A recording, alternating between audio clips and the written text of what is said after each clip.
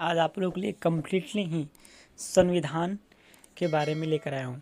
तो पहले गाइज हम लोग संविधान के बारे में जानेंगे कि संविधान क्या होता है, इसका क्या रूल होता है। ठीक है, तो चलिए गाइज टाइम को वेस्ट न करते हुए स्टार्ट करते हैं। एंड हाँ गाइज, आपको हमारी वीडियो अच्छी लगी तो प्लीज़ लाइक करें, कमेंट करें एंड सब्सक्राइब। सॉरी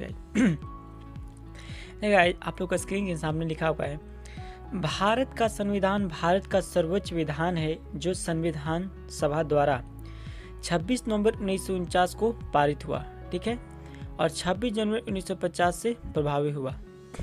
यह दिन 26 नवंबर भारत के संविधान दिवस के रूप में घोषित किया गया है। यानी कि संविधान दिवस के रूप में कब? 26 नवंबर। इसका कहने का मतलब है ना गाइज, 26 नवंबर 1949 को हमारा संविधान बनकर तैयार हुआ। ठीक है, और 26 जनवरी 1950 को लागू कर दिया गया। ठीक है, जो कि आज तक हम लोग रूल के अकॉर्डिंग चलते हैं। जबकि 26 जनवरी का दिन तो भारत में गणतंत्र दिवस के रूप में भी मनाया जाता है और 26 नवंबर संविधान दिवस के रूप में। भारत के संविधान का मूल आधार भारत सरकार अधिनियम 1935 को माना जाता है। ठीक है, यानी कि भारतीय संविधान का मूल जो आधार है भारत सरकार का अधिनियम कब लागू हुआ? 1935 में। भारत का संविधान विश्व के किसी भी गणतांत्रिक देश का लगभग लिखित संविधान है। भीमराव अंबेडकर को भारतीय संविधान का जनक कहा जाता है। ठीक है, और भारतीय संविधान को आप लोग बहुत ही अच्छे जानते होंगे कि तैयार करने वाले कौन थे? तो डॉक्टर भीमराव अंबेडकर। इनको जनक भी कहा जाता है, पिता भी कहा जाता है। ठीक है, भारतीय संविधान का। जैसा कि आप लोग पिक्चर देख सकते हैं, संविधान सभा के अध्यक्ष कौन थे? डॉक्टर राजेंद्र प्रसाद को भारतीय संविधान सौंपते हुए डॉक्टर भीमराव अंबेडकर 26 जनवरी 1949 को। ये क्वेश्चन बहुत ही इंपॉर्टेंट इसमें आएंगे। संविधान सभा के अध्यक्ष कौन थे प्रथम? तो डॉक्टर राजेंद्र प्रसाद। और कब बने थे? 26 नवंबर 1949 को। नेक्स्ट है गाइज, जवाहरलाल नेहरू के सामने पिक देख रहे हैं, इनका क्या है? संविधान पर हस्ताक्षर करते हुए सिग्नेचर कर रहे थे। ठीक है, और आज यही संविधान है कि इसी पे रूल पे बहुत चीज़ हम लोग जो करते हैं, पुलिस या दुनिया या जो भी रूल है, रूल के अकॉर्डिंग चलते हैं, संविधान के कारण ही। चाहे साधारण इंसान हो या पुलिस या कोई भी। चलिए बात करते हैं। भारतीय संविधान सभा के लिए जुलाई 1946 में निर्वाचन हुए थे। यानी कि भारतीय संविधान सभा के लिए कब निर्वाचन हुआ? जुलाई 1946 में। संविधान सभा की पहली बैठक दिसंबर 1946 को हुई। ठीक है, इसमें डेट नहीं दिया है तो मैं बता दूं, भारतीय संविधान की पहली बैठक 9 दिसंबर 1946 को हुआ था। इसके तत्काल बाद देश दो भागों में बट गया। ठीक है, भारत और पाकिस्तान में बट गया था। संविधान सभा भी दो हिस्सों में बट गई, संविधान सभा भी बट गई। ठीक है, जिस प्रकार देश बट गया, भारत की संविधान सभा और पाकिस्तान की अलग संविधान सभा। और गाइस, जैसा कि आप लोगों को पता होगा, भारत कब आज़ाद हुआ था? 15 अगस्त 1947। और आपको पाकिस्तान मनाता है आपको 14 अगस्त 1947 को। ठीक है, इसको याद रखिएगा। यहाँ पे गाइस, भारतीय संविधान लिखने वाली सभा में 299 सदस्य थे। भारतीय संविधान लिखने वाले में कितने सदस्य? 299, जिसके अध्यक्ष कौन थे? डॉक्टर राजेंद्र प्रसाद। संविधान सभा ने 26 नवंबर 1949 में अपना काम पूरा कर लिया और 26 जनवरी 1950 को संविधान लागू हुआ। यानी कि संविधान सभा ने 26 नवंबर 1949 को क्या अपना काम पूरा कर लिए थे। ठीक है, और 26 जनवरी 1950 को संविधान लागू हुआ। जैसा कि मैंने फर्स्ट बताया, 26 नवंबर 1949 को क्या बनकर तैयार हुआ और 26 जनवरी 1950 को लागू कर दिया। इसको बार बार रिपीट कर रहा हूँ कि आपके माइंड में जाए। इस दिन की याद में भारत में हर वर्ष क्या 26 जनवरी को गणतंत्र दिवस के रूप में मनाते हैं। और भारतीय संविधान को पूर्ण रूप से करने में, यानी कि भारतीय संविधान को तैयार करने में कितना दिन लग जाता है? ये बहुत ही बार इंपॉर्टेंट, बहुत बार पूछा है क्वेश्चन। ठीक है, चाहे CGL या CHSL में या किसी भी SSC एग्जामिनेशन में। तो 2 वर्ष 11 महीना 18 दिन का समय लगा था। ठीक है, याद रखिएगा। अब चलिए इसके परिचय में कुछ जानते हैं। भारतीय संविधान में वर्तमान समय में केवल 470 अनुच्छेद, 12 अनुसूचियाँ और 25 भागों में विभाजित है। यानी कि देखिए, पहले आपको 395 थे। ठीक है, लेकिन 2023 के अनुसार अभी आपके हैं टोटल अनुच्छेद 470, याद रखिएगा। ठीक है, 12 अनुसूचियाँ हैं और 25 भाग हैं। ठीक है, परंतु इसके निर्माण के समय मूल संविधान में 395 अनुच्छेद थे। यानी कि जब निर्माण किया गया था, अब धीरे धीरे बढ़ते जा रहे हैं, हर तरह क्राइम होते हैं, कभी अप कभी डाउन, इसलिए उसमें कुछ चेंज होते रहते हैं। पहले 395 थे और भाग कितने थे? 22 भाग, जिसमें केवल 8 अनुसूची थी। ऐसा भी क्वेश्चन पूछता है कि संविधान बनाते समय उसमें कितने भाग थे? तब 22 भाग 8 अनुसूचियाँ, लेकिन अब 12 अनुसूचियाँ हो गई है, 25 भाग हो गया है और 470 अनुच्छेद हो गया है। ठीक है, अनुच्छेद यानी कि आर्टिकल। यहाँ पे लिखा गया है संविधान सभा में सरकार के संसदीय स्वरूप की व्यवस्था की गई है, जिसमें संरचना कुछ अपवादों के अतिरिक्त संज्ञेय है। केंद्रीय कार्यपालिका का संवैधानिक प्रमुख राष्ट्रपति होता है, यानी कि कार्यपालिका का कौन प्रधान होता है? तो राष्ट्रपति होते हैं। ठीक है, याद रखिएगा, प्रमुख। भारत के संविधान की धारा 79 यानी कि 69 के अनुसार केंद्रीय संसद की परिषद में राष्ट्रपति तथा 2 सदन हैं जिन्हें राज्यों की पर प्रधानमंत्री होगा। यानी कि संविधान की धारा 79 के अनुसार केंद्रीय संसद में आपके राष्ट्रपति के 2 सदन जिनके राज्य पर प्रधानमंत्री होगा। 2 सदन होते हैं गाइज, एक लोकसभा एक राज्यसभा। राष्ट्रपति से मंत्री परिषद की सलाह के अनुसार अपने कार्यों का निष्पादन करेंगे, यानी कि अपने मंत्री पद के अनुसार ही अपना कार्य करेंगे। इस प्रकार वास्तविक कार्यकारी शक्ति मंत्री परिषद में निहित है, जिसका प्रमुख प्रधानमंत्री हैं, जो वर्तमान में नरेंद्र मोदी हैं। ठीक है, मंत्री परिषद सामूहिक रूप से लोगों के सदन लोकसभा के प्रति उत्तरदायी है, यानी कि मंत्री जो परिषद होता है ना, लोगों के प्रति मतलब उत्तरदायी होता है। प्रत्येक राज्य में एक विधानसभा, ठीक है, प्रत्येक राज्य में एक विधानसभा होता है। ठीक है, जैसे उत्तर प्रदेश, बिहार, महाराष्ट्र, कर्नाटक, आंध्र प्रदेश, तेलंगाना में एक ऊपरी सदन भी है जिसे विधान परिषद कहते हैं। ठीक है, राज्यपाल राज्य का प्रमुख होता है। जिस प्रकार राज्य में मुख्यमंत्री होते हैं और राज्यपाल होते हैं, लेकिन राज्य का प्रमुख होंगे आपके तो राज्यपाल ही। ठीक है, राज्य का प्रत्येक राज्य का एक राज्यपाल होता है। ठीक है, तो राज्य की कार्यकारी शक्ति उसमें निहित होती है, यानी कि जितने भी काम कोई भी लेटर हो गया ना, तो जिम्मेवारी आपको उन्हीं पर जाएगा, वो राज्यपाल पे और उस राज्य से रिलेटेड है। मंत्री परिषद जिसका प्रमुख मुख्यमंत्री है। राज्यपाल को उसकी कार्यकारी कार्यों के निष्पादन में सलाह देती है। राज्यों के मंत्री परिषद के राज्य विधानसभा के प्रति उत्तरदायी होता है। ये भी अपने मंत्री परिषद के प्रति उत्तरदायी होते हैं। संविधान की 7वीं अनुसूची में संसद और राज्य विधायिकाओं के बीच विधायी शक्तियों का वितरण किया गया है। इस अनुसूची में सरकार द्वारा शुल्क एवं कर लगाने के अधिकार का उल्लेख है। इसके अंतर्गत 3 सूचियां हैं, संघ सूची, राज्य सूची, समवर्ती सूची। देखिए पूछता है क्वेश्चन कितनी सूची है, तो 3 सूची होते हैं, संघ सूची, राज्य सूची और समवर्ती सूची। अवशेष शक्तियां संसद में विहित है। केंद्र शासित प्रशासित भूभाग को संघ राज्य क्षेत्र कहता है। जैसे केंद्रीय प्रशासित जो होते हैं ना भूभाग, उसको हम लोग संघ राज्य क्षेत्र भी कहते हैं। जैसा गाइस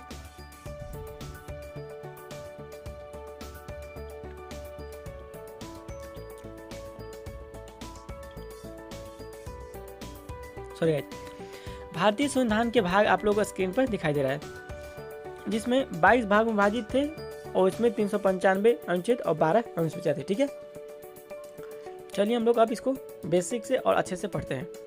भाग 1 का संबंध होता है संघ और उसके क्षेत्र से, यानी कि राज्य क्षेत्र से। अनुच्छेद उसमें 1 से लेकर 4 तक कहा गया है। ठीक है, भाग 2 यानी कि नागरिकता आपको अनुच्छेद 5 से लेकर 11 तक, अनुच्छेद 11 तक आपको है नागरिकता का उल्लेख। मूलभूत अधिकार यानी कि जो भी अधिकार होते हैं मनुष्य के, वो भाग 3 में है, अनुच्छेद 12 से 35 तक। ठीक है, अब भाग 4 में राज्य की नीति निर्देशक तत्व हैं, अनुच्छेद 36 से लेकर अनुच्छेद 51 तक। ठीक है, अब भाग 4 का ए मूल कर्तव्य है। ठीक है, जिनमें से अनुच्छेद 51 ए में है। ठीक है, अब भाग 5 जो है ना संघ से रिलेटेड है, अनुच्छेद 52 से लेकर अनुच्छेद 151 तक डायरेक्ट, याद रखिएगा। भाग 6 में आपको राज्य के बारे में बतलाया गया है, अनुच्छेद 152 से लेकर 237 तक। ठीक है, भाग 7 में संविधान 7वां संशोधन अधिनियम 1956 द्वारा निर्देशित, अनुच्छेद 238। ठीक है, भाग 8 में संघ राज्य क्षेत्र यानी कि राज्य क्षेत्र का बताया गया, अनुच्छेद 239 से 242 तक। भाग 9 में पंचायत लेटर बताया गया है, अनुच्छेद 243 से लेकर 24 तक 30 तक। ठीक है, भाग 9A में बताया गया है, अनुच्छेद 243 से 243 जजी तक। भाग 10 में अनुसूचित और जनजाति के क्षेत्र के बारे में बताया गया है, 244 से 244A तक। भाग 11 में संघ और राज्य के बीच जो संबंध होता है ना, उसको बताया गया, अनुच्छेद 245 से 263 तक। भाग 12 में वेद, संपत्ति, संविदा और वाद विवाद के उल्लेख किया गया अनुच्छेद 264 से 300A तक, यानी 300 तक। भाग 13 में भारत के राज्य क्षेत्र के भीतर व्यापार, वाणिज्य और समागम जो भी हो रहा है क्रिया काम, वो अनुच्छेद 301 से 307 तक। भाग 14 में आपको संघ और राज्यों के अधीन सेवाएं के लिए जिक्र किया गया है, जो कि अनुच्छेद 308 से 323 तक है। भाग 14 एक है अधिकरण के संबंध में, अनुच्छेद 323 से लेकर 323 तक। भाग 15 का संबंध निर्वाचन से, निर्वाचन यानी जो चुनाव आयोग हो गया, अनुच्छेद 324 से लेकर 329 तक, ठीक है। भाग 16 का कुछ वर्गों के लिए विशेष एक संबंध बनाया गया, अनुच्छेद 330 से 342 तक। भाग 17 का राजभाषा से, अनुच्छेद 343 से 351 तक। भाग 18 आपको आपात उपबंध, अनुच्छेद 352 से 360 तक। भाग 19 प्रकीर्ण, अनुच्छेद 361 से 367 तक। और भाग 20 में संविधान के संशोधन, यानी कि संविधान के जो भी चेंजेज हो सकते हैं संविधान संशोधन के, बताया गया है। नेक्स्ट है भाग 21 अस्थायी संक्रमणकालीन और विशेष उपबंध, अनुच्छेद 359 से 392 में। भाग 22 में संक्षिप्त नाम प्रारंभ, हिंदी में प्राकृत पाठ और निरसन, अनुच्छेद 393 से 395 तक। तो आपके टोटल ये कंप्लीट हुए, ठीक है, बताया था। अब आते हैं इसके कुछ इतिहास के बारे में पढ़ते हैं, जो कि एग्जाम में बहुत ही बार पूछते हैं, अंदर से डीपली पूछता है गाइस, ठीक है ना, इसलिए वीडियो को इग्नोर नहीं करें, आप पूरा कम्प्लीटली अच्छे से पढ़ पाएंगे। अभी तो हम लोग अनुच्छेद को बताया गया टोटल, लेकिन अब कौन कौन अनुच्छेद किस किस में आता है वो भी पता चलेगा आपको आगे, बस बन रहे कंटिन्यू वीडियो के साथ। तो चलिए हम लोग पहले इसके इतिहास के बारे में जानते हैं। द्वितीय विश्व युद्ध के समाप्ति के बाद जुलाई 1945 में ब्रिटेन ने भारत संबंधी अपनी नई नीति घोषणा की तथा भारत की संविधान सभा के निर्माण के लिए एक कैबिनेट मिशन भारत भेजा, जिसमें 3 मंत्री थे। 14 अगस्त 1948 को भारतीय के स्वतंत्र हो जाने के बाद 15 अगस्त 1947 को भारतीय स्वतंत्र हो जाने के बाद संविधान की सभा की घोषणा हुई, जिसमें अपना कार्य 9 दिसंबर 1946 से आरंभ कर दिया गया। संविधान सभा के सदस्य भारत के राज्यों की सभाओं के निर्वाचित सदस्यों के द्वारा चुने गए थे, जैसे जवाहरलाल नेहरू थे, डॉक्टर भीमराव अम्बेडकर, डॉक्टर राजेंद्र प्रसाद, सरदार वल्लभ भाई पटेल, मौलाना अब्दुल कलाम आजाद और इस सभा के प्रमुख सदस्य, ठीक है। इस संविधान सभा ने 2 वर्ष 11 महीना 18 दिन कुल लगे थे, ठीक है। संविधान सभा में कुल 22 अधिवेशन, अंतिम दिन 178 सदस्य ने हस्ताक्षर किए, 299 जो थे सदस्य हस्ताक्षर किए थे। संविधान बनने में 166 दिन बैठक हुई, जिसमें बैठक प्रेस और जनता के भाग लेने की स्वतंत्रता थी। भारत के संविधान के निर्माण में संविधान सभा के सभी 389 सदस्यों ने महत्वपूर्ण भूमिका निभाई। 26 नवंबर 1949 को संविधान सभा ने पारित किया, इसे 26 जनवरी 1950 को लागू किया गया, ठीक है। मैंने फर्स्ट बताया था 26 जनवरी 1950 को क्या बना था और 26 जनवरी 1950 को लागू किया। इस संविधान में सर्वाधिक प्रभाव भारत शासन अधिनियम 1935 का है, ठीक है। इसमें सबसे ज़्यादा प्रभाव किसका है? भारतीय शासन अधिनियम 1935 को। इसमें लगभग 250 अनुच्छेद इस अधिनियम के लिए गए हैं, ठीक है। अब आते हैं भारतीय संविधान की संरचना के बारे में। यह वर्तमान समय में भारतीय संविधान के अमृत हैं, जैसे एक उद्देशिका 470 अनुच्छेद से युक्त 25 भाग, यानी कि अभी 470 अनुच्छेद हो गए हैं, 25 भाग हो गए हैं, 12 अनुसूचियाँ जो कि 8 थी पहले, 5 अनुलग्नक है, ठीक है, और 105 संशोधन है। अब तक 127 संविधान संशोधन विधेयक संसद में लाए गए हैं, जिसमें 105 संविधान संशोधन विधेयक पारित होकर संविधान संशोधन अधिनियम के रूप ले चुके हैं। 124वां संविधान संशोधन विधेयक 9 जनवरी 2019 को संसद में अनुच्छेद 368 संवैधानिक संशोधन के विशेष बहुमत से पास हुआ, जिसके तहत आर्थिक रूप से कमजोर सामान्य वर्ग को शैक्षिक संस्थाओं में 8 अगस्त 2016 के संसद ने वस्तु सेवा कर जीएसटी पारित किया। 101 संविधान जैसे तो जीएसटी लागू हुआ था ना, जो 101 संविधान संशोधन के द्वारा है, ठीक है, याद रखिए। अब यहाँ पे आते हैं अनुसूचिया के बारे में। तो जैसा है गाइस, भारत की मूल संविधान में 8 अनुसूचियां थी, परंतु वर्तमान में भारतीय संविधान में 12 अनुसूचियां है। यानी कि भारतीय की मूल संविधान में कितनी 8 अनुसूचियां थी, परंतु वर्तमान में 12 अनुसूचियां है। संविधान में 9वीं अनुसूची प्रथम संविधान संशोधन 1951, 10वीं अनुसूची जो है 52 संशोधन के अकॉर्डिंग जोड़ा गया है 1985 में। 11वीं अनुसूची 73वें संविधान संशोधन 1992 में एवं 12वीं अनुसूची 74वें संशोधन 1992 द्वारा सम्मिलित किया गया। अब आते हैं पहली अनुसूची। पहली अनुसूची में अनुच्छेद 1 से 4 तक राज्य और संघ द्वारा राज्यों का वर्णन है, ठीक है। और दूसरी अनुच्छेद में गाइस अनुच्छेद 59 भाग 3, 65 भाग 3, 65 भाग 6, 97, 125, 148 भाग 3, 158, 3, 164, 5, 186 और 221 मुख्य पदाधिकारियों के वेतन भत्ते। भाग क में क्या होता है, राष्ट्रपति और राज्यपाल के वेतन भत्ते, ठीक है। भाग ख में लोकसभा विधानसभा के अध्यक्ष और उपाध्यक्ष, राज्यसभा विधान परिषद के सभापति तथा उपसभापति के वेतन भत्ते।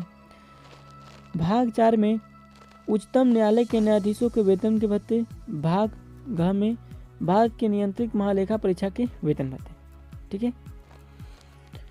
अब आते हैं तीसरी अनुसूची में। अनुच्छेद 75 में 4, 99, 124 में 6, 148 में भाग 2, 164 में भाग 3, 188 और 219 विधायिका के सदस्य, मंत्री, राष्ट्रपति, उपराष्ट्रपति, न्यायाधीश के लिए शपथ लिए जाने वाले प्रतिज्ञा के रूप में प्रारूप है। अब गाइड तीसरी अनुसूची में आते हैं।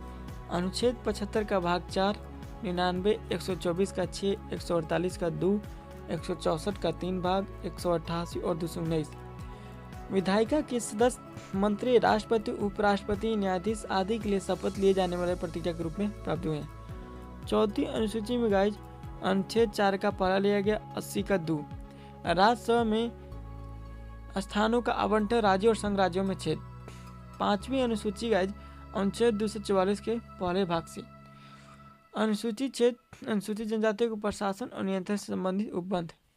छठी अनुसूची अनुच्छेद 244 का 2, 275 का पहला असम, मेघालय, त्रिपुरा और मिजोरम राज्यों के जनजातीय क्षेत्रों के प्रशासन के विषय में उपबंध।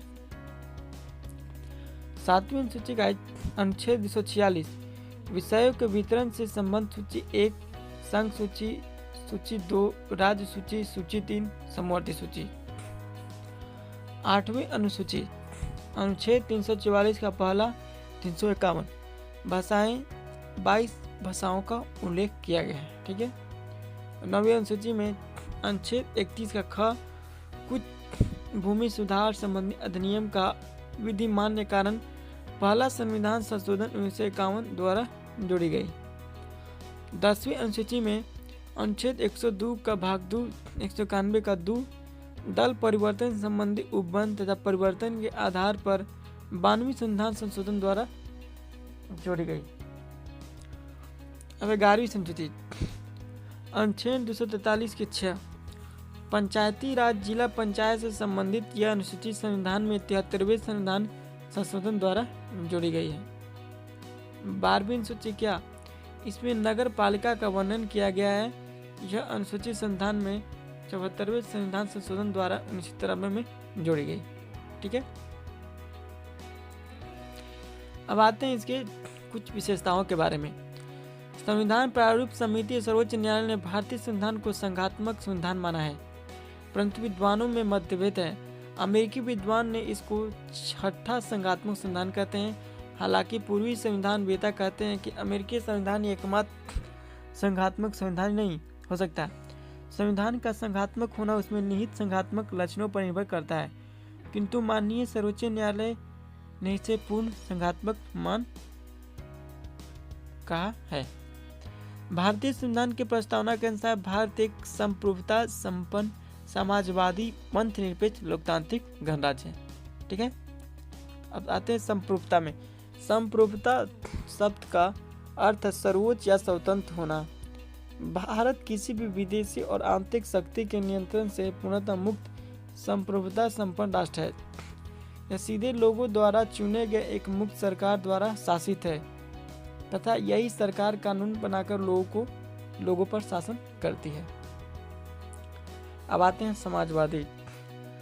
समाजवादी शब्द संविधान के 1976 में 42वें संसद अधिनियम द्वारा प्रस्तावना में जोड़ा गया। ये बहुत ही बार पूछा गया 1976 में कौन सा, तो 42वें संशोधन। अब कब? 1976 में समाजवादी द्वारा। यह अपने सभी नागरिकों के लिए सामाजिक और आर्थिक समानता का सुनिश्चित करता है।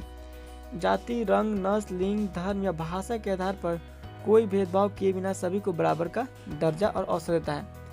सरकार केवल कुछ लोगों के हाथों में धन जमा होने से रोकेगी तथा सभी नागरिकों को एक अच्छा जीवन स्तर प्रदान करने का प्रयत्न करेगी।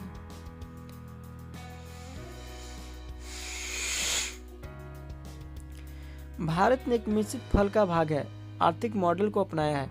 सरकार ने समाजवाद के लक्ष्य को प्राप्त के लिए कई कानून जैसे अस्पृश्यता उन्मूलन, जमींदारी अधिनियम, समान वेतन अधिनियम और बाल श्रम निषेध अधिनियम आदि बनाया है।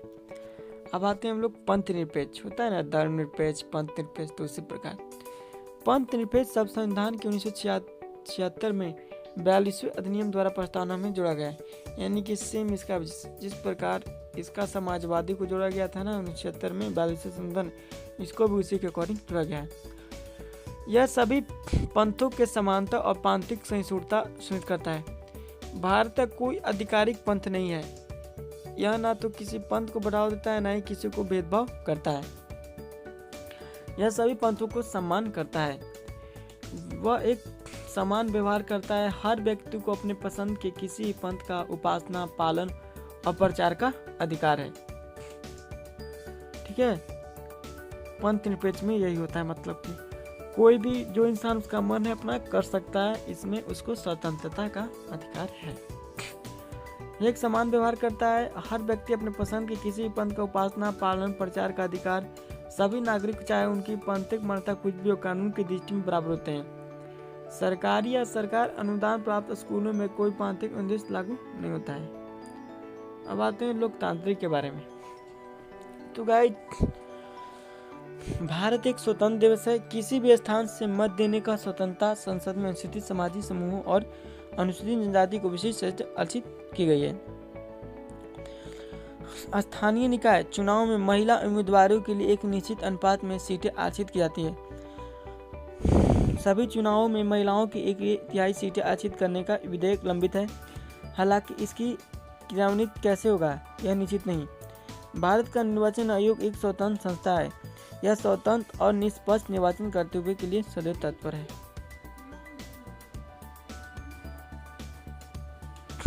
राजशाही, जिसमें राज्य के प्रमुख वंशानुगत आधार पर जीवन भर या पद त्याग करने के लिए नियुक्त किया जाता है, के विपरीत एक गणतांत्रिक राष्ट्र एक प्रमुख निश्चित अवधि के प्रत्यक्ष या परोक्ष रूप से जनता द्वारा निर्वाचित होता है। भारत के राष्ट्रपति 5 वर्षों की अवधि के लिए एक चुनावी कॉलेज द्वारा चुने जाते हैं। यानी कि भारत के राष्ट्रपति को कितने 5 वर्ष के लिए चुना जाता है। ठीक है, शक्ति विभाजन, यह भारतीय संविधान का सर्वाधिक महत्वपूर्ण लक्षण है। राज्यों की शक्तियां केंद्रीय और राज्य सरकार में विभाजित होती है। दोनों सत्ता एक दूसरे के अधीन नहीं होती, वे संविधान से उत्पन्न और नियंत्रित होती है। अब संविधान की सर्वोच्चता, संविधान के उपबंध संघ और राज्य सरकार पर समान रूप से बाध्यकारी होते हैं। केंद्र और राज्य शक्ति विभाजित करने के अनुच्छेद दिए गए हैं, पढ़ते हैं। अनुच्छेद 54, 55, 73, 162 और 241। भाग 5, सर्वोच्च न्यायालय, उच्च न्यायालय, राज्य और केंद्र के मध्य वैज्ञानिक संबंध। अनुच्छेद 7 के अंतर्गत कोई भी सूची। राज्यों का संसद में प्रतिनिधित्व। संविधान में संशोधन की शक्ति। अनुच्छेद 368। इन सभी अनुच्छेदों में संसद अकेले संशोधन नहीं ला जा सकती, उसमें राज्यों की सहमति भी चाहिए। अन्य अनुच्छेद शक्ति विभाजन से संबंधित नहीं है। पहला, लिखित संविधान अनिवार्य रूप से लिखित रूप में होगा क्योंकि उसमें शक्ति विभाजन का स्पष्ट वर्णन आवश्यक है, अतः संघ में लिखित संविधान का अवश्य होगा। संविधान की कठोरता, इसका अर्थ है संविधान संशोधन में राज्य केंद्र दोनों भाग लेंगे। न्यायालय की अधिकारिता में इसका अर्थ है कि केंद्र राज्य कानून के व्याख्या हेतु एक निष्पक्ष और स्वतंत्र सत्ता पर निर्भर करेंगे। विधि द्वारा स्थापित न्यायालय के संघ राज्य शक्तियों के विभाजन का परीक्षण करेंगे। न्यायालय संविधान के अंतिम व्याख्याचार्य होंगे। भारत में सत्ता सर्वोच्च न्यायालय के पास है। यह 5 शर्तें किसी भी संविधान को संघात्मक बनाने हेतु अनिवार्य है। भारत में 5 लक्षण संविधान में मौजूद है, अतः संघात्मक है। परंतु भारतीय संविधान में कुछ विभेदकारी विशेषताएं भी हैं। जैसा कि भारतीय संविधान में कुछ विभेदकारी विशेषताएं भी हैं। कौन कौन? पहला, संघ राज्यों के परस्पर समझौते से नहीं बना है। दूसरा में राज्य अपने पृथक संविधान नहीं रख सकते हैं, केवल एक ही संविधान केंद्र राज्यों दोनों पर लागू होता है। भारत में द्वै नागरिकता नहीं है, केवल भारतीय नागरिकता है, यानी कि 2 नागरिकता नहीं हो सकता है। गाइस, हमारे बैक से जो भी साउंड आ रहे हैं उसके लिए sorry for that, any disturbance. भारतीय संविधान में आपातकाल लागू करने के लिए अनुच्छेद 252 से लागू होने पर राज्य केंद्र के शक्ति प्रतिकरण समाप्त हो जाएगा, वह एक एकात्मक संविधान बन जाएगा। इस स्थिति में केंद्र राज्यों पर पूर्ण संप्रभुत्व हो जाता है। अनुच्छेद 5 में राज्यों का नाम क्षेत्र सीमा केंद्र कभी भी परिवर्तित कर सकता है बिना राज्यों की सहमति से। अनुच्छेद 3, अतः राज्य भारतीय संविधान के अनिवार्य घटक नहीं है, केंद्र संघ को पुनर्निर्मित कर सकती है। 6, संविधान की 7वीं अनुसूची में 3 सूचियां हैं, संघीय सूची, सरकार सूची, राज्य सूची, समवर्ती सूची। इन विषयों का वितरण केंद्र के पक्ष में है। संघीय सूची में सर्वाधिक महत्वपूर्ण विषय है, इस सूची पर केवल संसद का अधिकार है। राज्य सूची के विषय कम महत्वपूर्ण है। 5 विशेष परिस्थिति में राज्य सूची पर संसद भी निर्माण कर सकती है, किंतु किसी एक परिस्थिति में राज्य केंद्र हेतु विधि निर्माण नहीं कर सकते। क, अनुच्छेद 249 राज्यसभा का प्रस्ताव पारित कर दे कि राष्ट्र हेतु यह आवश्यक है 2/3 बहुमत से, किंतु यह बंधन मात्र 1 वर्ष हेतु लागू होता है। क, अनुच्छेद 250 राष्ट्र आपातकाल लागू होने पर संसद को राज्य सूची के विषय पर विधि निर्माण का अधिकार स्वतः मिल जाता है। अनुच्छेद 252 2 या 2 से अधिक राज्यों की विधायिका प्रस्ताव पास कर राज्यसभा को यह अधिकारी दे सकती है। अनुच्छेद 253 में अंतर्राष्ट्रीय समझौता के अनुपालन के लिए संसद राज्य सूची विधि पर निर्माण कर सकती है। अनुच्छेद 5 अनुच्छेद 56 जब किसी राज्य में राष्ट्रपति शासन लागू होता है, उस स्थिति में संसद उस राज्य का विधि निर्माण कर सकती है। 7 अनुच्छेद 155 में राज्यपाल की नियुक्ति केंद्रीय इच्छा से होती है, इस प्रकार केंद्र राज्य पर नियंत्रण रख सकता है। यानी कि राज्यपाल की नियुक्ति 155 से है, आपको अनुच्छेद 155 से रिलेटेड है। अनुच्छेद 360 वित्तीय आपातकाल की दशा में राज्यों के वित्त पर केंद्र का नियंत्रण हो सकता है। इस दशा में केंद्र राज्यों को धन व्यय करने हेतु निर्दोष साबित हो सकता है। अनुच्छेद 256 से 257 में गाइड प्रशासनिक निर्देश केंद्र राज्य को राज्यों की संचार व्यवस्था किस प्रकार लागू की जाए के बारे में निर्देश हो सकता है। यह निर्देश किसी भी समय दिए जा सकते हैं, राज्य इनका पालन करने हेतु बाध्य हैं। यदि राज्य इन निर्देशों का पालन न करे तो राज्य में संवैधानिक तंत्र असफल होने का अनुमान लगाया जाता है।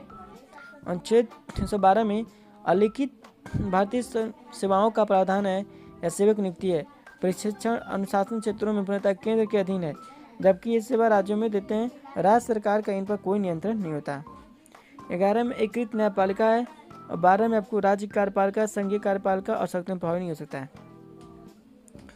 अब आते हैं कुछ अनुच्छेद में, महत्वपूर्ण अनुच्छेद में, जैसा कि अनुच्छेद 1 में भारत के राज्यों का संघ की चर्चा की। अनुच्छेद 2 में नए राज्यों का प्रवेश या स्थापना, ठीक है। अनुच्छेद 3 में राज्य का निर्माण और सीमाओं या नामों से परिवर्तन करना, ठीक है। अनुच्छेद 4 से पहली अनुसूची और चौथी अनुसूची के संविधान 2 और 3 के अधीन बनाई गई है। अनुच्छेद 5 में संविधान के प्रारंभ पर नागरिकता किसी को मिल सकता है। अनुच्छेद 6 में भारत आने वाले व्यक्तियों को नागरिकता, अनुच्छेद 6 में। अनुच्छेद 7 में पाकिस्तान जाने वालों को नागरिकता, ठीक है। अनुच्छेद 8 में भारत के बाहर रहने वाले व्यक्तियों की नागरिकता 8 से बताया गया है। अनुच्छेद 9 में विदेशी राज्य की नागरिकता लेने पर नागरिकता का न होना। अनुच्छेद 10 में नागरिक के अधिकारों का बना रहना। अनुच्छेद 11 में संसद द्वारा नागरिकता के लिए कानून का विनिमय बनाया गया।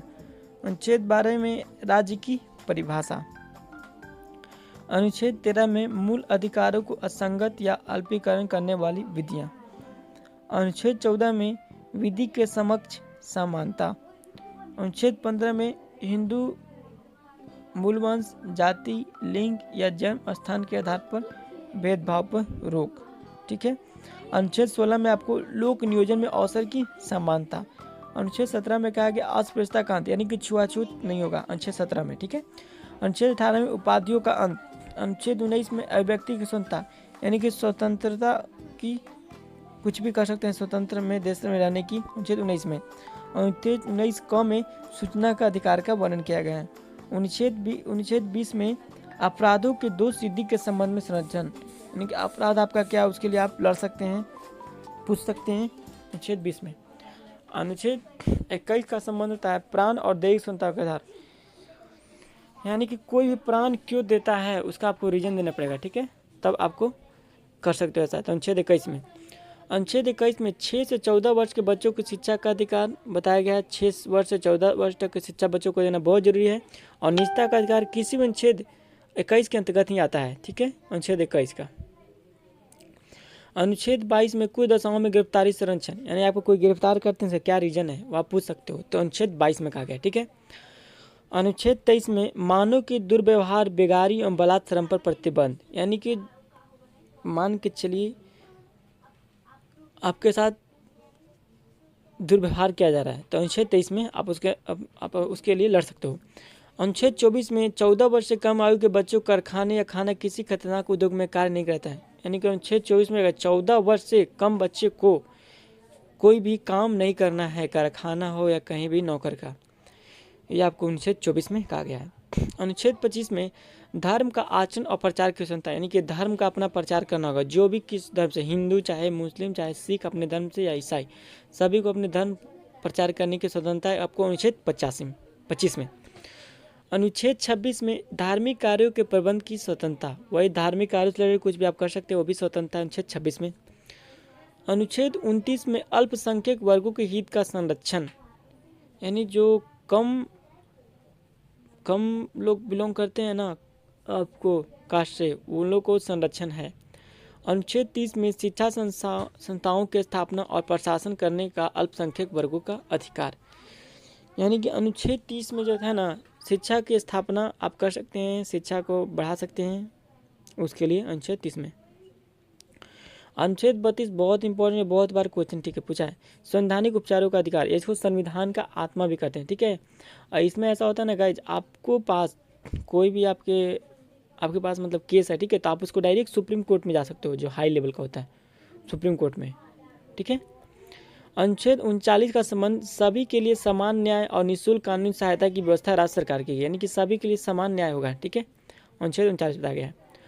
अनुच्छेद 40 में ग्राम पंचायत का संगठन के बारे में वर्णन किया गया है। अनुच्छेद 44 में समान नागरिक संहिता का वर्णन किया गया है। अनुच्छेद 48 में पर्यावरण और वन्य जीवों की रक्षा के लिए वर्णन किया गया है। अनुच्छेद 49 में राष्ट्रीय स्मारक स्थानों वस्तुओं का संरक्षण के लिए। अनुच्छेद 50 में कार्यपालिका से न्यायपालिका का पृथक्करण। ठीक है। अनुच्छेद 51 में अंतर्राष्ट्रीय शांति और सुरक्षा। ठीक है। अनुच्छेद 51 में मूल कर्तव्य के बारे में वर्णन किया गया है।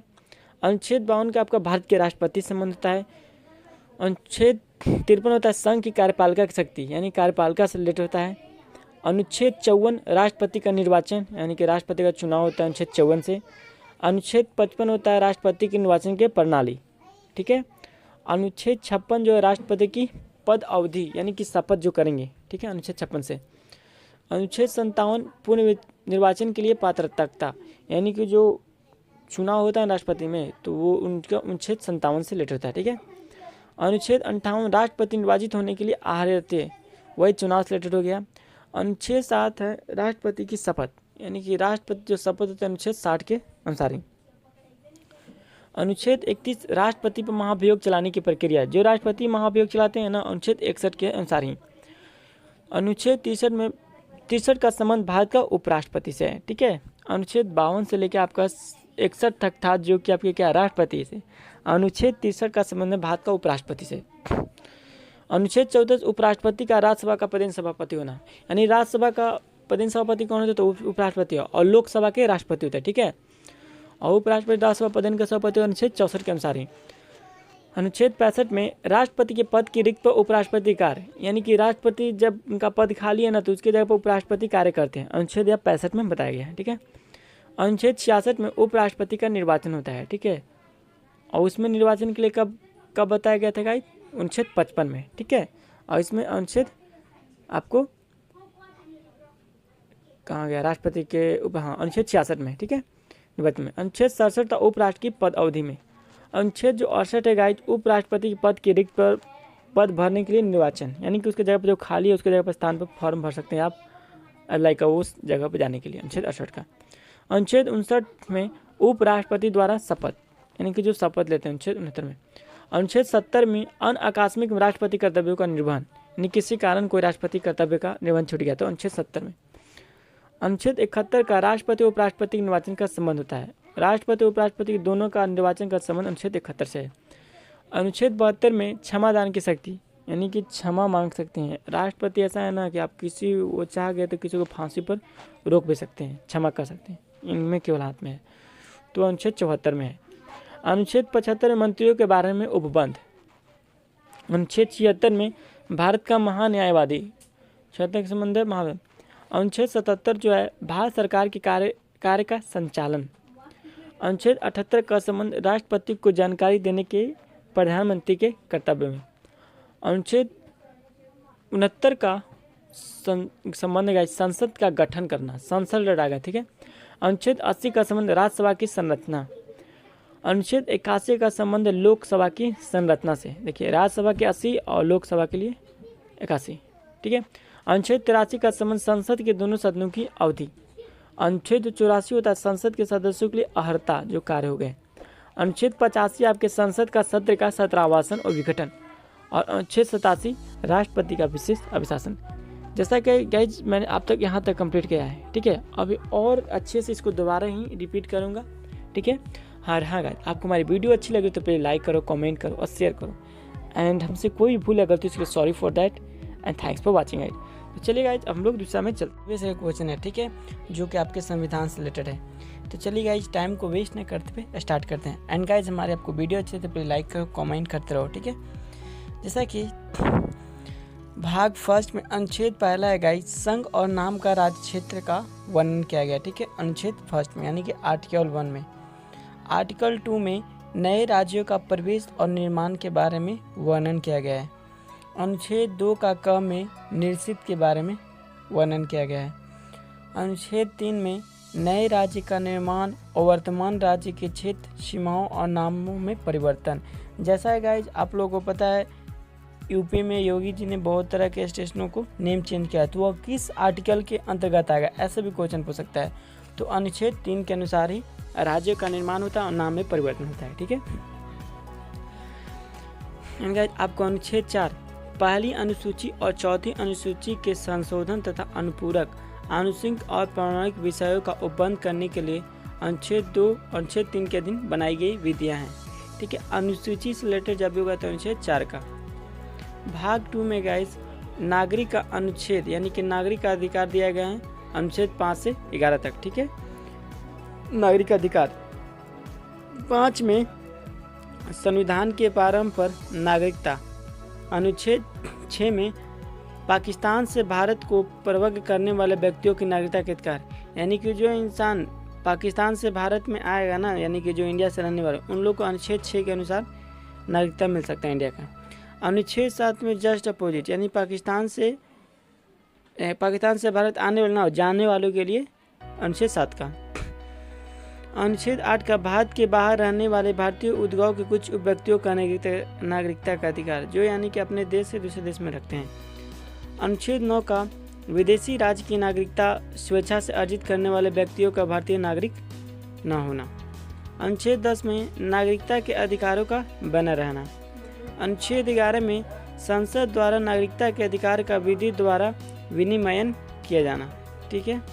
और भाग 3 में गाइस मूल अधिकार से रिलेटेड, ठीक है। अनुच्छेद 12 से लेकर 35 तक, देखिए 1 से 5 तक राज्य से रिलेटेड था, ठीक है।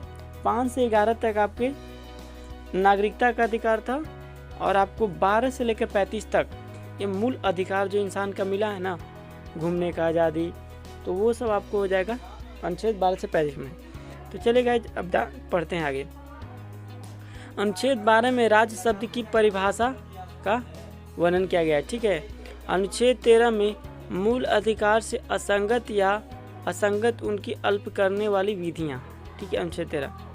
अनुच्छेद 14 में विधि के समक्ष समता, यानी कि अनुच्छेद 14 में क्या, विधि के समक्ष समता का वर्णन किया गया है।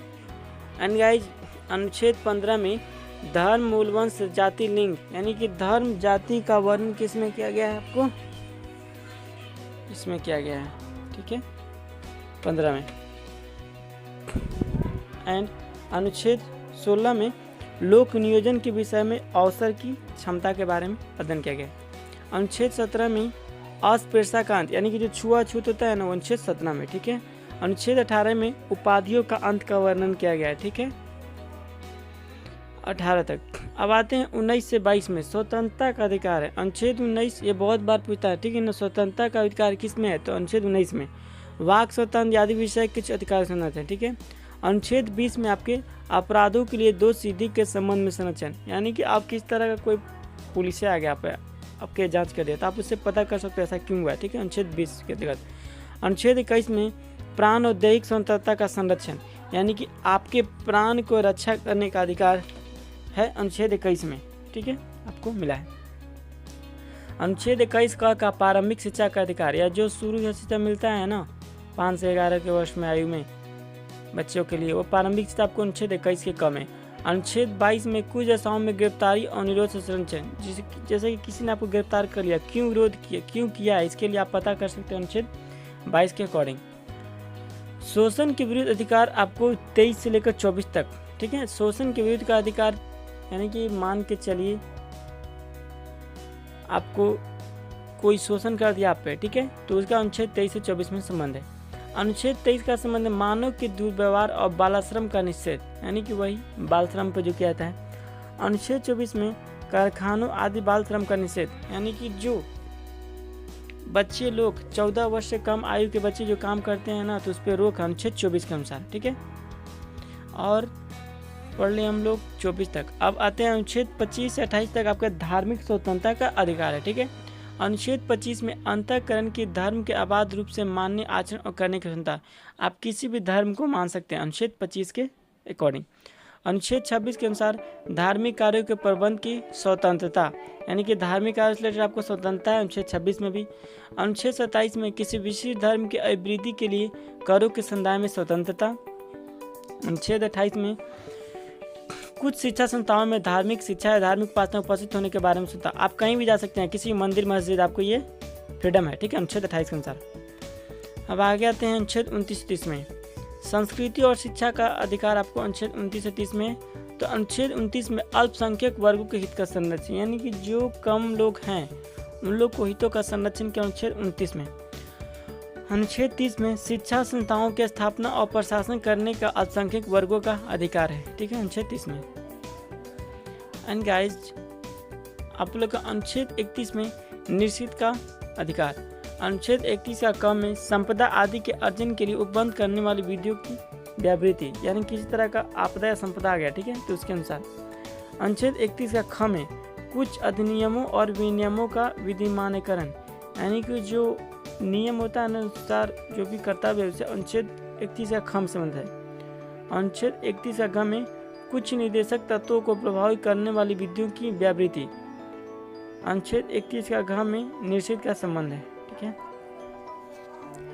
संवैधानिक उपचारों का अधिकार आपको क्या, अनुच्छेद 32। अनुच्छेद 32 का बहुत इंपॉर्टेंट है और आपको एग्जाम पूछता है, जैसे संविधान की आत्मा किसे कहते हैं, तो अनुच्छेद 32 को ही कहते हैं। और आपको बतला दूं तो गाइस, अनुच्छेद 32 के अनुसार कोई भी लोग कहीं भी जा सकता है, ठीक है। अनुच्छेद 32 का संबंध निश्चित से है। अनुच्छेद 33 का संबंध इस भाग द्वारा प्रदत्त अधिकारों के बलों आदि के लागू होने में रूपांतरण करने की संसद की शक्ति का वर्णन है। अनुच्छेद 34 आपको जब किसी क्षेत्र में सेना विधि प्रवृत्त है तब इस भाग द्वारा प्रदत्त अधिकारी का निबंधन करने का अधिकार। अनुच्छेद 35 में इस भाग के उपबंधों को प्रभावित करने के लिए विधान के लिए अधिकार। भाग 4 आपको राज्य की नीति निर्देशक तत्व के लिए है, ठीक है, अनुच्छेद 36 से 51। अब आते हैं अनुच्छेद 36। तो अनुच्छेद 36 आपको परिभाषा मिलता है प्रिंसिपल ऑफ स्टेट के बारे में, ठीक है। अनुच्छेद 37 का संबंध है इस भाग में अंतर्विष्टि तत्वों का लागू होना। और अनुच्छेद 38 का संबंध राज्य लोक कल्याण की अभिवृद्धि के लिए सामाजिक व्यवस्था बनाया जाएगा। अनुच्छेद 39 में राज्य द्वारा अनुसरणीय कुछ नीति तत्व। अनुच्छेद 39 का समान न्याय और निःशुल्क विधि की सहायता का अनुच्छेद 39 संबंध है। अनुच्छेद 40 का संबंध आपका है ग्राम पंचायत का संगठन करना। यह बहुत बार रिपीट है और इम्पोर्टेंट क्वेश्चन, ठीक है, VVI। अनुच्छेद 40 में ग्राम पंचायत का संबंध था, ठीक है, याद रखिएगा। अनुच्छेद 41 कुछ दशाओं में काम, शिक्षा और लोक सहायता पाने का अधिकार, ठीक है। अनुच्छेद 42 में काम की न्यायसंगत और मनवांछित दशाओं का प्रसूत सहायता का उपबंध। अनुच्छेद 43 का कर्मकारों के निर्वाह में मजदूरी आदि करना, जो मजदूरी से रिलेटेड होगा। अनुच्छेद 43 का उद्योग के प्रबंध में कर्मकारों का भाग लेना, वही फैक्ट्री वगैरह में काम जो करते हैं। अनुच्छेद 44 का संबंध नागरिक के लिए एक समान सिविल संहिता। अनुच्छेद 45 का संबंध है बालकों के लिए निःशुल्क और अनिवार्य शिक्षा का उपबंध। बालक के लिए निःशुल्क और अनिवार्य शिक्षा के उपबंध में अनुच्छेद 45 का। अनुच्छेद 46 अनुसूचित जातियों, अनुसूचित जनजातियों और अन्य दुर्बल वर्गों की शिक्षा और अर्थ संबंधी हितों की वृद्धि, अनुच्छेद 46 से संबंध है। अनुच्छेद आपका 47 का पोषाहार स्तर और जीवन स्तर को ऊंचा करने तथा लोक स्वास्थ्य का सुधार करने का राज्य कर्तव्य, अनुच्छेद 47 संबंध है। अनुच्छेद 48 आपको कृषि और पशुपालन का संगठन, अनुच्छेद 48 संबंध होगा कृषि और पशुपालन से। अनुच्छेद 48 का पर्यावरण का संरक्षण तथा संवर्धन और वन जीवों की रक्षा, अनुच्छेद 48 का संबंध है। अनुच्छेद 49 राष्ट्रीय महत्व के स्मारक स्थानों और वस्तुओं का संरक्षण, अनुच्छेद 49 से संबंध है। अनुच्छेद आपका 50 कार्यपालिका से न्यायपालिका का पृथक्करण यानी कि अलग, अनुच्छेद आपका 50 से संबंधित है। अनुच्छेद 51 आपका अंतर्राष्ट्रीय शांति और सुरक्षा की अभिवृद्धि यानी कि अंतर्राष्ट्रीय शांति और सुरक्षा का आपको इसका लेता है, तो अनुच्छेद 51 से। अब आते हैं भाग 4 का मूल कर्तव्य, आपका अनुच्छेद 51 से संबंध है। तो अनुच्छेद 51 मूल कर्तव्य में आता है भारत का प्रत्येक नागरिक का कर्तव्य होगा कि वह संविधान का पालन करे और उसके आदर्शों, संस्थाओं, राष्ट्रध्वज का, राष्ट्रगान का आदर करे। आपका अनुच्छेद 51 में है, ठीक है ना। जैसे हमारा राष्ट्रीय गान हो गया जनगण, ठीक है, राष्ट्रीय गीत वंदे मातरम, उसका आपको पालन करना है। राष्ट्रीय ध्वज का भी, राष्ट्रीय गान का भी, झंडा का भी। बी में स्वतंत्रता के लिए हमारे राष्ट्रीय आंदोलन को प्रेरित करने वाले उच्च आदर्शों को हृदय में संजोए रखें, उनका पालन करें, ठीक है। सी में भारत की संप्रभुता, एकता और अखंडता की रक्षा करें, उसे अक्षुण्ण बनाए रखें। आपके इसमें भी कहा गया देश की रक्षा करें और आह्वान किए जाने पर राष्ट्र की सेवा भी करें। भारत के सभी लोगों में समरसता और समान भातृत्व की भावना का निर्माण करें, जो धर्म, भाषा, प्रदेश, वर्ग पर आधारित सही भेदभाव से परे हो। ऐसी प्रथाओं का त्याग करें जो महिलाओं के सम्मान के विरुद्ध हो, ठीक है। कोई प्रथा हो गया जो महिलाओं के विरुद्ध है, सही नहीं है, तो उसको आपको हटाना होगा अनुच्छेद 51 के अनुसार, ठीक है। व्यक्तिगत और सामाजिक गतिविधियों के सभी क्षेत्रों में उत्कर्ष की ओर बढ़ने का स्तर करें, जिससे राष्ट्र निरंतर बढ़ते उत्पत्ति और उपलब्धि को नई ऊंचाइयों को छू सके। के में जो माता पिता तो संरक्षक का 6 से 14 वर्ष के बीच की आयु के यथाशक्ति बच्चे अथवा प्रतिपालक शिक्षा प्राप्त करने के अवसर पर प्रदान करेगा, ठीक है। अब आते हैं भाग 5। तब भाग 5 में अनुच्छेद 52 से 151 तक आपका कार्यपालिका से संबंधित है, या आप बोल सकते हो कि आपको राष्ट्रपति से अनुच्छेद 52 से 60 तक संबंध है, ठीक है। अब पूरा दिया भाग 5 में अनुच्छेद 52 से 51 है। अनुच्छेद 5 में अनुच्छेद 52 का भारत का राष्ट्रपति से संबंध था, ठीक है। अनुच्छेद 53 संघ की कार्यपालिका से शक्ति से, ठीक है। अनुच्छेद 54 राष्ट्रपति का निर्वाचन से, ठीक है। अनुच्छेद 55 राष्ट्रपति के निर्वाचन की रीति से। अनुच्छेद 56 राष्ट्रपति की पदावधि और अनुच्छेद 57 पूर्ण निर्वाचन की पात्रता यानी कि निर्वाचन के लिए पात्रता। अनुच्छेद 58 में राष्ट्रपति निर्वाचित होने के लिए अर्हताएं जो भी होता है, रूल। अनुच्छेद 59 में राष्ट्रपति पद के लिए शर्तें, यानी कि जो शर्त होता है ना, राष्ट्रपति बनने क्या होता है, भारत का नागरिक हो, उसका 35 आयु वर्ष का हो, किसी के लाभ के पद पर न हो और लोकसभा राज्यसभा का पार्षद हो, सदस्य हो। तो यही सब अनुच्छेद 59 में आता है शर्त में। अनुच्छेद 60 आपको राष्ट्रपति द्वारा शपथ और प्रतिज्ञा, ये भी इंपॉर्टेंट है। अनुच्छेद आपको 52 तो राष्ट्रपति से संबंधित, ठीक है। अनुच्छेद 60 क्या है, राष्ट्रपति का शपथ से, ठीक है, और उससे कम हो जाइए तो उनका जो नियम होता है। अनुच्छेद 61 का राष्ट्रपति महाभियोग चलाने की प्रक्रिया है, ये भी बहुत इंपॉर्टेंट है, महाभियोग करना। राष्ट्रपति की रिक्ति के भरने के निर्वाचन का समय अनुच्छेद 62 में, ठीक है ना, जब उनका खाली स्थान उसके दर पर जो भर सकते हैं, अनुच्छेद 62 में बताया गया है। आकस्मिक रिक्त को भरने की निर्वाचित पद्धति हो गया। अनुच्छेद 63 में भारत का उपराष्ट्रपति, यानी कि याद रखिएगा, अनुच्छेद 52 जो है राष्ट्रपति से और अनुच्छेद 63 हो या किससे, भारत का उपराष्ट्रपति से, ठीक है। अनुच्छेद 64 उपराष्ट्रपति का राज्यसभा का पद होते हैं, यानी कि जिस प्रकार राष्ट्रपति लोकसभा का होता है ना, उसी प्रकार उपराष्ट्रपति राज्यसभा का सभापति होता है, ठीक है, याद रखिएगा। अनुच्छेद आपका 65 राष्ट्रपति के पद में आकस्मिक रिक्ति के दौरान उनकी अनुपस्थिति में उपराष्ट्रपति का राष्ट्रपति के रूप में कार्य करना, ठीक है। अनुच्छेद 66 होता है उपराष्ट्रपति का निर्वाचन, ठीक है ना, यानी कि उपराष्ट्रपति का चुनाव। अनुच्छेद 67 में उपराष्ट्रपति की पद अवधि जितने समय तक लागू किया गया। आप लोगों को बताओ गाइस, राष्ट्रपति या उपराष्ट्रपति की अवधि कितनी होती है, 5 वर्ष के लिए, ठीक है। और इनके राष्ट्रपति का वेतन है गाइस 5 लाख का, ठीक है। अनुच्छेद 68 उपराष्ट्रपति पद की रिक्ति भरने के निर्वाचन करने का समय और आकस्मिक रिक्ति को भरने के निर्वाचित व्यक्ति की अवधि, ठीक है, अनुच्छेद 68। अनुच्छेद 69 आपको उपराष्ट्रपति द्वारा शपथ या प्रतिज्ञा, अनुच्छेद 69 का संबंध है उपराष्ट्रपति द्वारा शपथ का प्रतिज्ञा, ठीक है, याद रखना। जिस प्रकार अनुच्छेद 60 था राष्ट्रपति का शपथ, तो उपराष्ट्रपति का शपथ अनुच्छेद नहीं। अनुच्छेद आपका 70 अन आकस्मिक में राष्ट्रपति कृत्यों का निर्वहन, ठीक है, आपका अनुच्छेद 70 संबंध है। अनुच्छेद 71 राष्ट्रपति या उपराष्ट्रपति के निर्वाचन संबंधित सशक्त विषय, अनुच्छेद 71 संबंधता है। अनुच्छेद 72 जो क्षमा आदि की ओर कुछ मामूली के दंडादेश के निलंबन, परिहार या लघुकरण के राष्ट्रपति की शक्ति के संबंध में। अनुच्छेद आपको 73 संघ की कार्यपालिका शक्ति का विस्तार, ठीक है। एंगाई मंत्री पद, अनुच्छेद 74 से 75 तक आपका अनुच्छेद 74 राष्ट्रपति को सहायता और सलाह देने के लिए मंत्री परिषद, अनुच्छेद 74 संबंध है, ठीक है। अनुच्छेद 75 आपको मंत्रियों के बारे में अन्य उपबंध के बारे में। एंड गाइस, हमारे बैक साइड से जो भी आपको वॉइस आ रहे होंगे, आपको प्रॉब्लम क्लियर कर रहे होंगे, तो इसके लिए sorry for that guys, please handle करिएगा। अनुच्छेद 76 में आपका भारत का महान्यायवादी से संबंधित है, ठीक है। अनुच्छेद 77 आपका भारत सरकार के कार्य का संचालन से संबंधित है। अनुच्छेद आपका 78 गाइस राष्ट्रपति को जानकारी देने आदि संबंध में प्रधानमंत्री का कर्तव्य, ठीक है, यानी कि प्रधानमंत्री को मान चलिए कुछ जानकारी देना है राष्ट्रपति को, ठीक है, तो अनुच्छेद 78 के अकॉर्डिंग।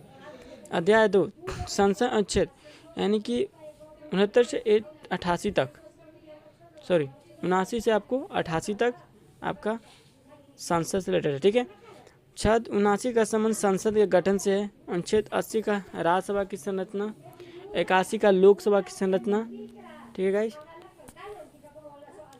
अनुच्छेद 82 आपको प्रत्येक जनगणना के पश्चात पुनः समायोजन। अनुच्छेद 83 होता है संसद के सदन की अवधि। अनुच्छेद 84 संसद के सदस्यता के लिए अर्हता। अनुच्छेद आपका 85 संसद का सत्र और सत्रवासना का विघटन। अनुच्छेद 86 आपको सदनों में अभिभाषण और उनके संदेश भेजने का राष्ट्रपति का अधिकार, ठीक है। अनुच्छेद 87 राष्ट्रपति का विशेष अभिभाषण। अनुच्छेद आपका 88 होता है सदन के बारे में मंत्रियों और न्यायवादी के अधिकार का वर्णन किया गया। संसद के अधिकारी आपको अनुच्छेद 89 से लेकर 98 तक है, ठीक है। अनुच्छेद 89 आपका राज्यसभा का सभापति और उपसभापति, ठीक है। अनुच्छेद 90 में उपसभापति का पद रिक्त होगा, पद त्याग और पद से हटाया जाना। अनुच्छेद 91 सभापति के पद के कर्तव्यों का पालन करने का सभापति के रूप में कार्य करने की उपसभापति के अन्य व्यक्ति की शक्ति, ठीक है।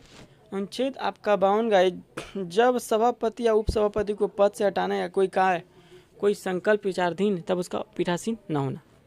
अनुच्छेद 93 आपको लोकसभा का अध्यक्ष और उपाध्यक्ष का संबंध। अनुच्छेद 94 अध्यक्ष उपाध्यक्ष का पद रिक्त होना, पदत्याग और पद से हटाया जाना, अनुच्छेद 94 से, ठीक है। अनुच्छेद आपका 95 अध्यक्ष के पद के कर्तव्यों का पालन करने या अध्यक्ष के रूप में कार्य करने के उपाध्यक्ष अन्य व्यक्ति की शक्ति। अनुच्छेद 96 का संबंध जब अध्यक्ष या उपाध्यक्ष को पद से हटाने कोई संकल्प विचाराधीन है तब उसका पीठासीन न होना। अनुच्छेद 97 आपका सभापति, उप सभापति तथा अध्यक्ष और उपाध्यक्ष के वेतन और भत्ते से, यानी कि वेतन से रिलेटेड होगा, ठीक है, 97। अनुच्छेद 98 आपका संसद का सचिवालय से। अनुच्छेद 99 का आपको सदस्य द्वारा शपथ और प्रतिज्ञा। अनुच्छेद 99 याद रखिएगा, ठीक है, जिस प्रकार एक याद आता है 99 और 100 याद रखते हैं हमेशा, और आसान भी होगा याद करने में। मतलब का सदस्य का शपथ और प्रतिज्ञा से रिलेटेड था अनुच्छेद 99। अनुच्छेद 52 आपको राष्ट्रपति से था। अनुच्छेद आपको 60 उपराष्ट्रपति से था, राष्ट्रपति का आपको क्या बोलते शपथ से था, ठीक है। अनुच्छेद 52 था आपको राष्ट्रपति संबंध, और 1 से 5 और 19 आपको स्वतंत्रता का अधिकार है। याद रखना बहुत जरूरी है, दोबारा रिपीट करें जिससे कि आपको दोबारा इसलिए वीडियो में डाल रहा हूँ कि आपका रिपीट हो। आपको सदस्यों की नियंत्रण अनुच्छेद 101 से लेकर 104 तक। अनुच्छेद 101 का संबंध स्थानों का रिक्त होना। अनुच्छेद 101 के साथ स्थानों का रिक्त होना संबंध होगा। अनुच्छेद 102 सदस्यों के लिए निर्भरताएं संबंध। अनुच्छेद 103 आपको सदस्यों की निर्भरताओं संबंधित प्रश्नों का विनिश्चय के लिए। अनुच्छेद 104 का संबंध है अनुच्छेद 99 के दिन शपथ लेने या प्रतिज्ञा करने से पहले निवृत्त किए जाने पर बैठक और मत देने के लिए शक्ति होना, ठीक है।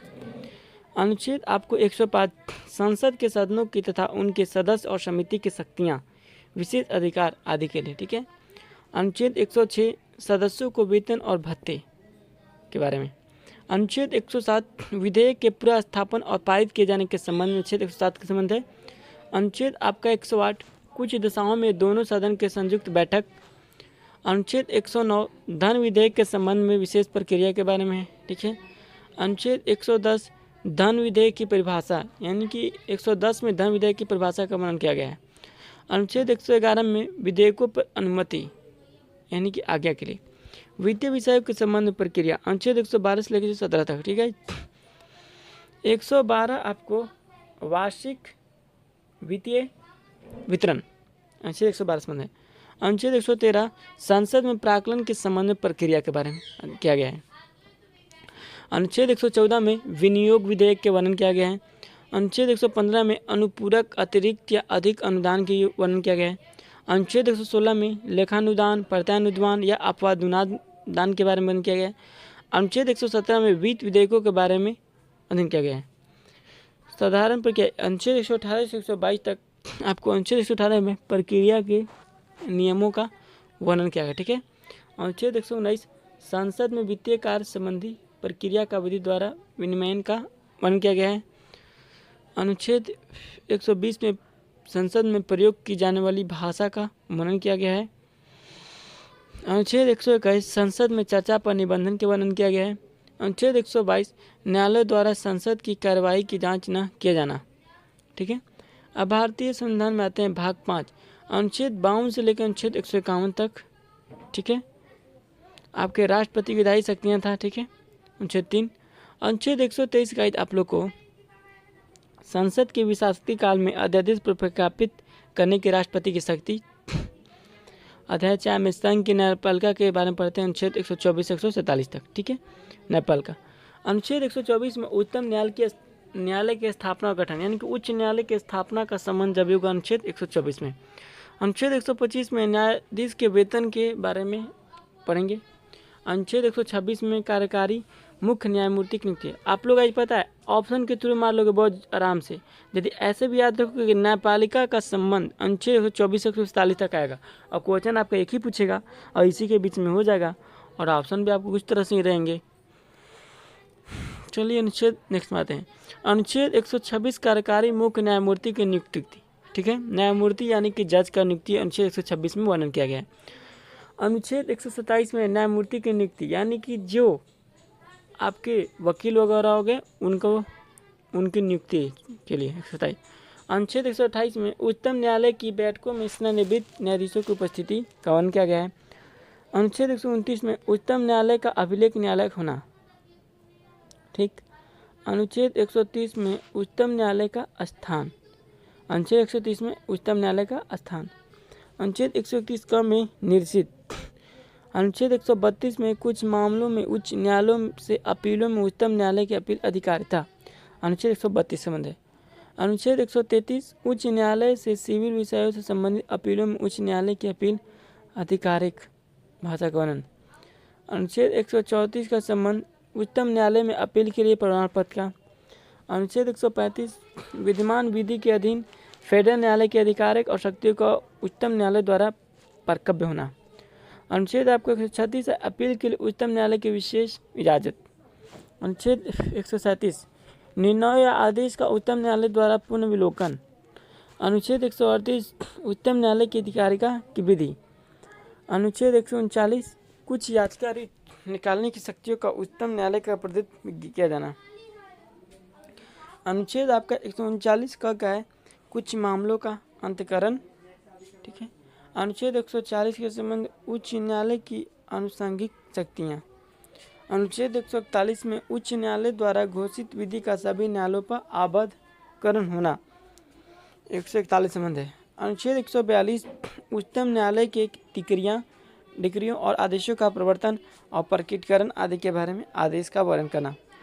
अनुच्छेद 143 में उच्चतम न्यायालय से परामर्श करने के राष्ट्रपति की शक्ति। अनुच्छेद 144 में आपका सिविल और न्यायिक प्राधिकारियों द्वारा उच्चतम न्यायालय की सहायता में कार्य किए जाने का वर्णन है। अनुच्छेद आपको 144 का क में निश्चित। ठीक है। अनुच्छेद 145 में न्यायालय के नियम, जो न्यायालय का नियम होता है ना, रूल्स वगैरह, उसके अनुच्छेद 145 में किया गया है।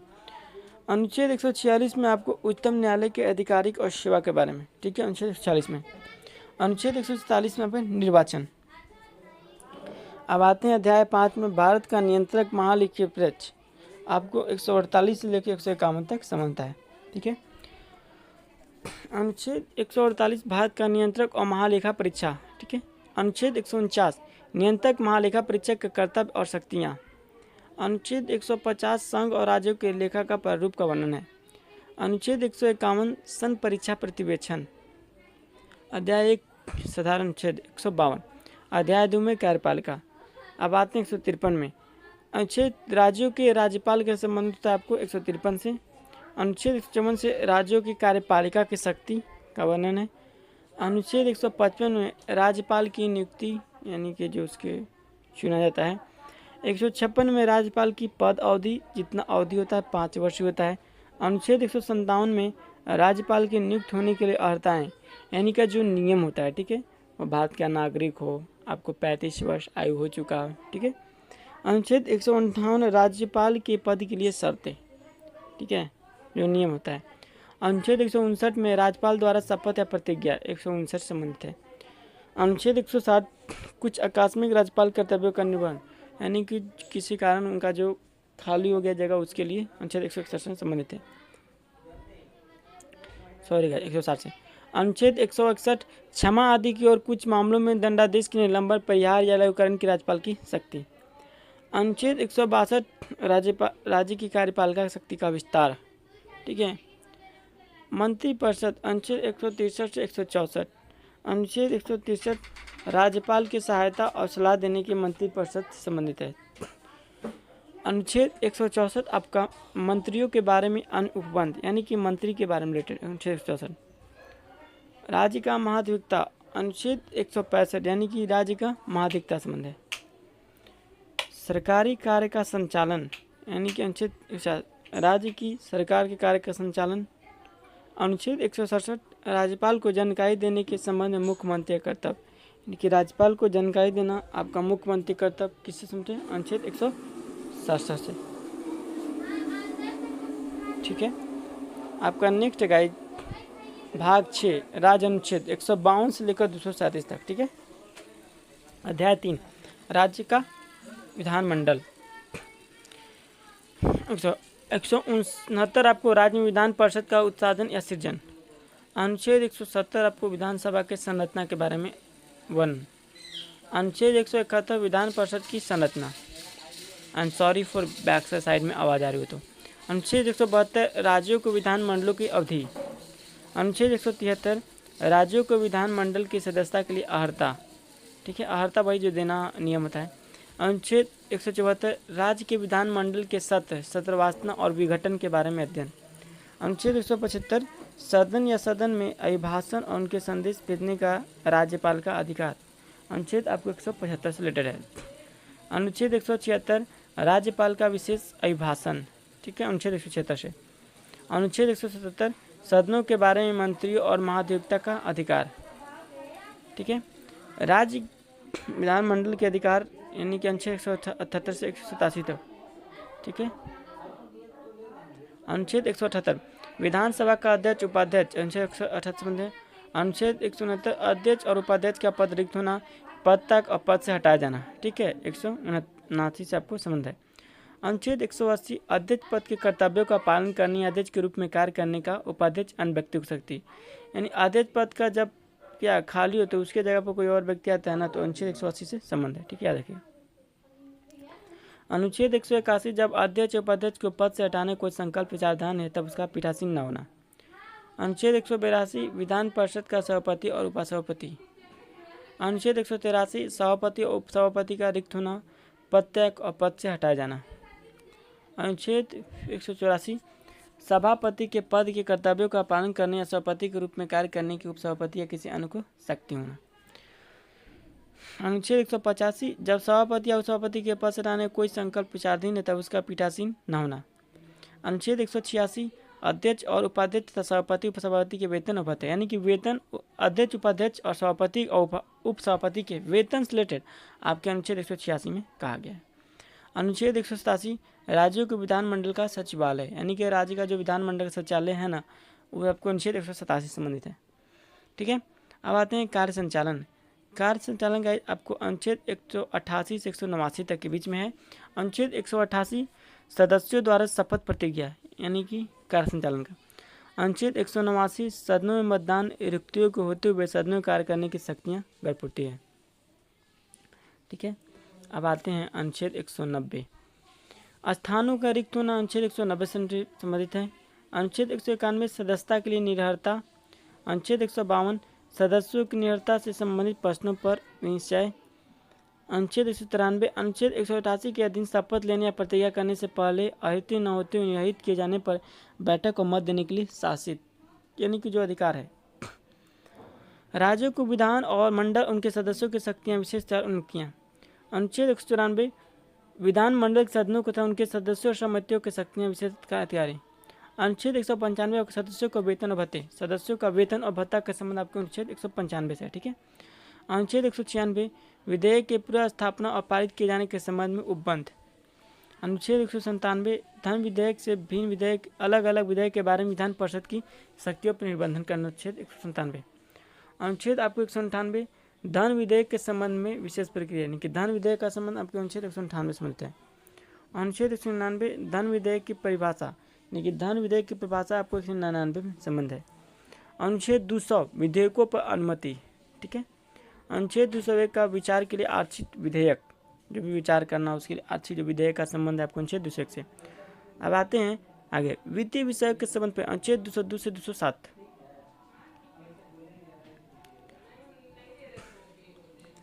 अनुच्छेद 202 वार्षिक वित्तीय विवरण, अनुच्छेद 202 से।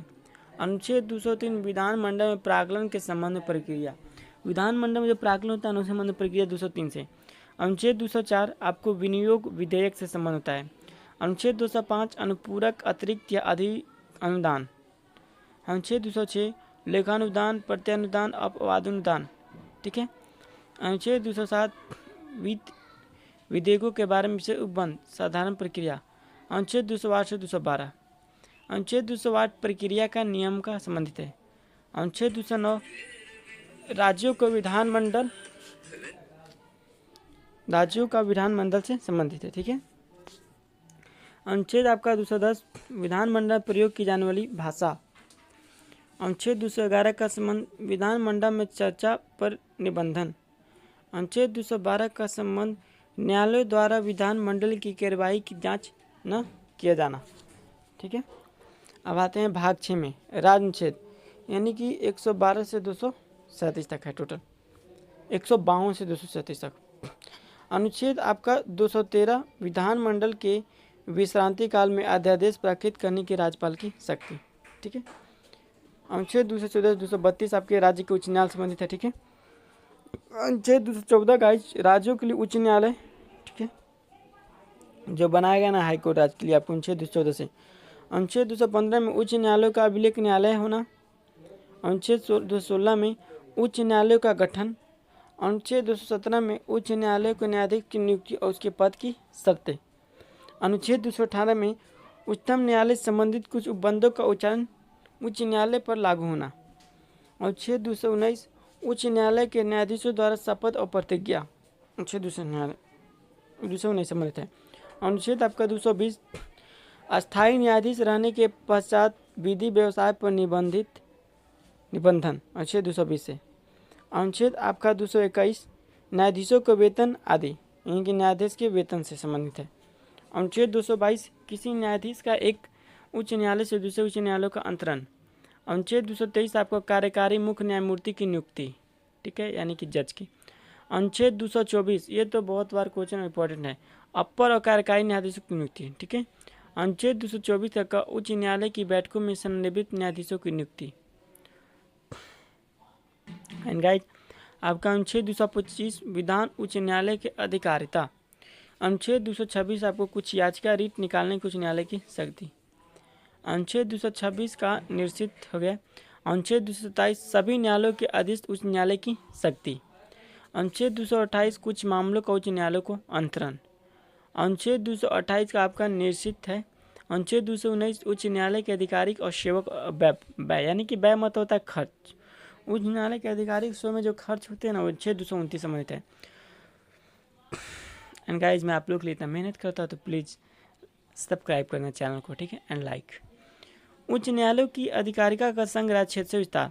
अनुच्छेद 231 आपको 2 या 2 से अधिक राज्यों के एक ही उच्च न्यायालय की स्थापना, यानी कि 2 या 2 से अधिक राज्य है ना, तो कहीं आपको एक ही जैसे होता है। आपको बता दूं केरल तमिलनाडु तरफ एक ही है जो कि दोनों राज्य के लिए है, ठीक है, तो अनुच्छेद 231 के अनुसार है। अनुच्छेद आपका 200 निश्चित है। अब आते हैं अधीनस्थ न्यायालय में सब ऑर्डिनेट कोर्ट्स। अनुच्छेद 233 से 237। अनुच्छेद आपका 233 जिला न्यायाधीश की नियुक्ति, ठीक है। अनुच्छेद 233 का कुछ जिला न्यायाधीशों की नियुक्ति का उनके द्वारा दिए गए निर्णय आदि का विनियमानीकरण। अनुच्छेद 234 आपको न्यायिक सेवा में जिला न्यायाधीश से भिन्न व्यक्तियों की भर्ती। अनुच्छेद 235 आपका अधीनस्थ न्यायालयों पर नियंत्रण, जो न्यायालय पर नियंत्रण होता है ना आपको 235 से। अनुच्छेद 236 निर्वाचन से संबंधित है। अनुच्छेद 237 का कुछ वर्गों या वर्गों के मजिस्ट्रेट प्रतिनिधियों के उपबंधों का लागू होना, ठीक है, कुछ लागू जो क्या था ना उपबंध, अनुच्छेद 237 से। भाग 8 में आते हैं संघ राज्य के बारे में, ठीक है, यूनियन टेरिटरी यानी कि संघ राज्य क्षेत्र यानी कि केंद्र शासित प्रदेश। अनुच्छेद 239 आपके संघ राज्यों का क्षेत्र से प्रशासन संबंधित है, और राज्य वाला हो जाएगा तो 1 से 4 तक, ठीक है, वो आपको संघ राज्य का क्षेत्र का वर्णन किया गया, लेकिन उसमें आगे केंद्र शासित प्रदेश नहीं आएंगे, ठीक है। अनुच्छेद आपका 239 का कुछ संघ राज्यों के क्षेत्र के लिए स्थानीय विधानमंडलों या मंत्रिपरिषद के दोनों सीजन, यानी कि जो मंत्री परिषद विधानमंडल बनाया गया ना केंद्र शासित प्रदेश, वो अनुच्छेद 239 बनता है। अनुच्छेद 239 का विधानमंडलों की विश्रांति काल में अध्यादेश प्रख्यापित करने की प्रशासक की शक्ति। अनुच्छेद 240 कुछ संघ राज्य के क्षेत्रों को विनिमय बनाने की राष्ट्रपति की शक्ति। आपका अनुच्छेद 241 संघ राज्य क्षेत्रों के लिए उच्च न्यायालय। अनुच्छेद 242 निश्चित है। पंचायत अनुच्छेद 243 के 43 तक और तक, यानी कि अनुच्छेद 243 परिभाषा आपका है पहले। अनुच्छेद 243 का ग्राम सभा से रिलेटेड था, ठीक है। अनुच्छेद 243 का ख पंचायत का गठन। अनुच्छेद 243 का ग पंचायत की संरचना। अनुच्छेद 243 का घ स्थानों का आरक्षण। अनुच्छेद 243 अंग हो जाएगा पंचायत की अवधि। अनुच्छेद 243 का च सदस्य के लिए अनर्हता। अनुच्छेद 243 का आपका 6 देखेंगे तो पंचायत की शक्तियाँ और उसकी उत्तरदायित्व। अनुच्छेद आपका 243 का ज होगा आपका गाई पंचायत द्वारा कार्यान्वयन की शक्तियाँ, उनकी निधियाँ। अनुच्छेद 243 का जवाब का वित्तीय स्थिति के पुनर्लोकन के लिए वित्तीय आयोग की स्थापना। अनुच्छेद 243 का ब पंचायतों का लेखा परीक्षण। अनुच्छेद 243 का ट पंचायतों के निर्वाचन। अनुच्छेद 43 का ठ होगा संघ राज्यों के क्षेत्रफल परिवर्तन। ठीक है। अनुच्छेद 243 होगा कटिबद्ध क्षेत्रों में इस भाग का लागू न होना। अनुच्छेद 243 का जी यानी कि विद्यमान विधियों और पंचायतों की निष्ठा। अनुच्छेद 243 का अड़ा निर्वाचनीय मामलों में न्यायालय के हस्तक्षेप का वर्जन। नगर पालिका। अनुच्छेद 243 का त यानी कि परिभाषा आपको नगर पालिका से। अनुच्छेद 243 का थ नगर पालिका का गठन कैसे होता है वो आपको अनुच्छेद 243 में बताया गया है। अनुच्छेद 243 का द नगर पालिका की संरचना। अनुच्छेद 243 का ड आपका द निध वार्ड समिति आदि का गठन और उसकी संरचना, यानी जो वार्ड सदस्य होते हैं ना। अनुच्छेद 43 का न है आपको स्थानों का आरक्षण। अनुच्छेद आपका 243 का प नगर पालिका का अवधि इनके समय।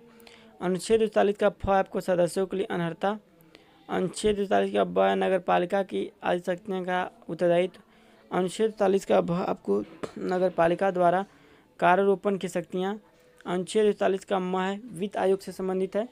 अनुच्छेद 243 का य नगर पालिका को लेखा का परिभाषा। अनुच्छेद 243 का य नगर पालिका के लिए निर्वाचन। अनुच्छेद 243 का ख संघ राज्य क्षेत्रों पर परिवर्तन। अनुच्छेद 243 का ग कतिपय क्षेत्रों में इस प्रकार लागू न होना। अनुच्छेद 243 का य से ग जिला योजना के लिए समिति। अनुच्छेद 243 का य से ग महानगरीय योजना के लिए समिति। अनुच्छेद 243 का य से छ तक आपका वर्तमान विद्युत तथा नगर पालिका का नेता। अनुच्छेद 243 का य से छ तक आपको निर्वाचनीय मामलों में न्यायालय का हस्तक्षेप का वर्जन। ठीक है। अब आते हैं हम लोग भाग 10 में। अनकाई जैसा कि फिर आपका मैराथन है, आपको पूरा कंप्लीट हो जाएगा अनुच्छेद। ठीक है। हम भी करने आप लोग के लिए मेहनत पूरा इतना कठिन बोलते जा रहे हैं। अनुच्छेद आपका 244 है अनुसूचित क्षेत्रों जनजातीय क्षेत्रों का प्रशासन। अनुच्छेद आपका 244 का है असम के कुछ जनजातीय क्षेत्रों को समाविष्ट करने वाला एक स्वशासी राज्य बनाना और उसके लिए स्थानीय विधानमंडल या मंत्रिपरिषद का दोनों का सृजन। भाग 11 आपको संघ और राज्यों के बीच का संबंध अनुच्छेद 245 से 263 तक है। ठीक है। अनुच्छेद 245 में संसद और राज्यों के विधानमंडल द्वारा बनाई गई विधियों का विस्तार। अनुच्छेद 246 में संसद और राज्यों के विधानमंडल द्वारा बनाई गई विधियों का विषय वस्तु। अनुच्छेद 247 में कुछ अतिरिक्त न्यायालय की स्थापना का उपबंध करने की संसद की शक्ति। अनुच्छेद 247 में अवशिष्ट विधायी शक्तियाँ। अनुच्छेद 249 में राज्य सूची के विषय के संबंध में राष्ट्रीय हित में विधि बनाने की संसद की शक्ति। अनुच्छेद 250 यदि आपात की उद्घोषणा प्रवर्तन में हो तो राज्य सूची के विषय के संबंध में विधि बनाने की संसद की शक्ति। अनुच्छेद आपका 251 संसद। अनुच्छेद 249 अनुच्छेद 250 के दिन बनाई गई विधियाँ और राज्यों को विधानमंडल द्वारा बनाई गई विधि में असंगत। अनुच्छेद आपका 252 दो या दो से अधिक राज्यों के लिए उनकी सहमति से विधि बनाने की संसद शक्ति ऐसी विधि या किसी अन्य राज्य में द्वारा अंगीकार किया जाना। अनुच्छेद आपका 252 से। अनुच्छेद 253 इकाई अंतर्राष्ट्रीय करारों के प्रभाव करने के लिए विधान। अनुच्छेद 254 संसद द्वारा बनाई गई विधियां और राज्यों को विधानमंडल द्वारा बनाई गई विधि में असंगति। अनुच्छेद 255 सिफारिश और पूरी मंजूरी के बारे में अपेक्षाओं को केवल प्रक्रिया का विषय मानना। आपका अध्याय 2 प्रशासनिक संबंध आपके रिलेटेड हैं। अनुच्छेद 256 से लेकर 261 तक। ठीक है। तो अनुच्छेद 256 राज्यों के संघ की बाध्यता। अनुच्छेद 257 है कुछ दिशाओं में राज्यों का संघ का नियंत्रण। अनुच्छेद 257 का क निश्चित। अनुच्छेद 258 का कुछ दिशाओं में राज्यों की शक्ति प्रदान करने की आदि की संघ की शक्ति। अनुच्छेद 259 का निश्चित। अनुच्छेद 260 है भारत के बाहर के राज्य के क्षेत्रों में संबंध शक्ति की अधिकारिता। अनुच्छेद आपका 261 सार्वजनिक कार्य अभिलेख और न्यायिक कार्रवाइयाँ। अनुच्छेद आपका 262 अंतर्जातीय नदियों या नदी दिनों के जल के संबंधी वादों का न्याय निर्णय। अनुच्छेद 263 अंतर्राष्ट्रीय परिषद के संबंध में उपबंध वित्त संपत्ति संविदा और वाद। आपका अनुच्छेद 264 लेकर 300 तक संबंध है। आपको जैसा कि गाइस बता दूं कि अभी आपको अनुच्छेद 470 है। ठीक है। और 25 भाग हैं और 12 अनुसूचियाँ हैं, जबकि पहले आपके 395 अनुच्छेद थे और 8 भाग थे और 22 आपको भाषा थे। ठीक है। अनुच्छेद 265 आपको विधि के प्रावधान करके बिना करों का अधिरोपण न किया जाना। अनुच्छेद 266 भारत और राज्यों के संचित निधियाँ लोकलेख हैं। अनुच्छेद आपका 267 आकस्मिक निधि, संघ और राज्य के बीच राजस्व का वितरण आपको 268 से 281 तक है। अनुच्छेद 268 संघ द्वारा उचित किए जाने वाले किंतु राज्यों का संग्रहित और नियोजित किया जाने वाला शुल्क। अनुच्छेद 269 आपको संघ द्वारा उदित और संग्रहित किंतु राज्य को सौंप जाने वाला कर। अनुच्छेद 270 संघ द्वारा उदित और संग्रहित संघ राज्यों के बीच उदित नहीं करना। आप लोग जैसा ही गए अनुच्छेद 370 तो सभी पता होगा। अनुच्छेद आपका 370 जो था कि आपको जम्मू कश्मीर से रिलेटेड था, जो कि वहाँ बहुत तरह के लोग प्रॉब्लम करते थे। अनुच्छेद 317 के जब से वहाँ सब लोग स्वतंत्रता के साथ घूमते अच्छे से रहते हैं। अनुच्छेद 271 कुछ शुल्कों और करों पर संघों के प्रयोजन के लिए अधिक भार, जो कर लगता था शुल्क पे। अनुच्छेद 272 कर जो संघ द्वारा उद्गीत किए जाने जो संघ और राज्यों के बीच वितरित किए जा सकेंगे। अनुच्छेद आपको 273 जूट और जूट उत्पादों पर निर्यात शुल्क के स्थान पर अनुदान। अनुच्छेद आपका 274 ऐसे कराधान पर जिसमें राज्य हितबद्ध प्रभाव डालने वाला विधेयक के लिए राष्ट्रपति की पूर्व सिफारिश की अपेक्षा। अनुच्छेद 275 कुछ राज्यों के संघ से अनुदान। अनुच्छेद 276 वित्तीय व्यापार आजीविका नियोजन पर कर। अनुच्छेद 277 व्यावृत्ति। अनुच्छेद 278 निश्चित। अनुच्छेद 269 सूद आगम आदि की गणना। अनुच्छेद 280 आपको वित्त आयोग से संबंधित है। अनुच्छेद 281 आपको वित्त आयोग की सिफारिशों से। अनुच्छेद 282 आपको संघ और राज्य द्वारा अपने राजस्व के लिए किए जाने वाला खर्च। अनुच्छेद 283 संचित निधि, आकस्मिक निधि और लोक रेखाओं में जमा धनराशि की अभिरक्षा। अनुच्छेद 284 लोक सेवकों और न्यायालयों द्वारा प्राप्त वादकर्ता की जमा और राशियाँ और अन्य धनराशि की अभिरक्षा। अनुच्छेद आपका 285 का संबंध संघ की संपत्ति और राज्य करों से छूट। अनुच्छेद 286 माल की क्रय और विक्रय पर कर के द्रोपण के बारे में, यानी कि जो अब खर्चा होता है ना सामान आने जाने में एक दूसरे देश में, वो जो या जगह से क्रय विक्रय में, वो आपको हो गया अनुच्छेद 286। अनुच्छेद 287 का संबंध विद्युत पर कर से छूट। अनुच्छेद 288 का संबंध जल और विद्युत के संबंध में राज्यों द्वारा कराधान से कुछ दशाओं में छूट। अनुच्छेद 289 राज्यों की संपत्ति और आय के संघ कराधान से छूट। अनुच्छेद 290 आपको कुछ व्यय और पेंशनों के संबंध में समायोजन।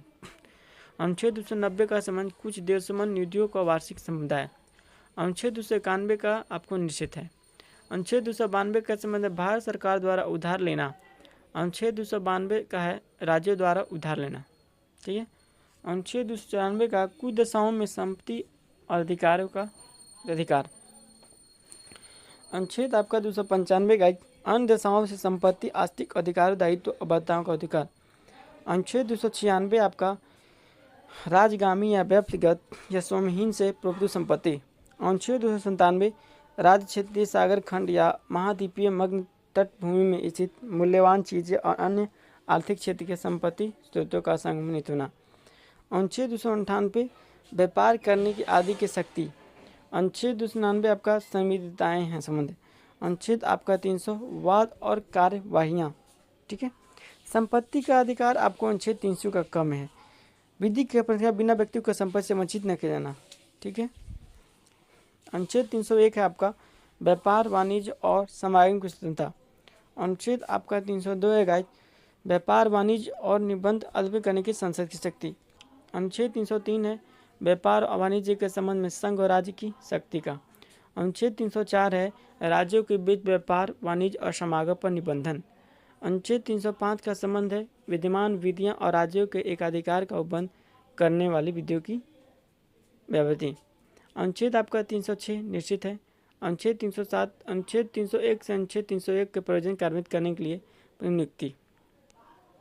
अब आ कहते हैं गाइस, हमारे आपको वीडियो अच्छी लगी तो प्लीज़ शेयर करते रहो और कमेंट एंड सब्सक्राइब कर देना। अनुच्छेद 308 का निर्वाचन से। अनुच्छेद 309 का संघ और राज्य की सेवा करने वाले व्यक्तियों की भर्ती और सेवा की शर्त से। अनुच्छेद 310 का संबंध संघ और राज्य की सेवा करने वाले व्यक्तियों की पदावधि।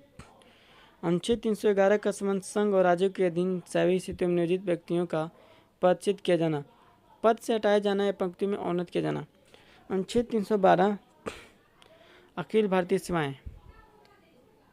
अनुच्छेद 312 का कुछ सेवाओं के अधिकारियों की सेवा की शर्तों में परिवर्तन करने की शक्ति।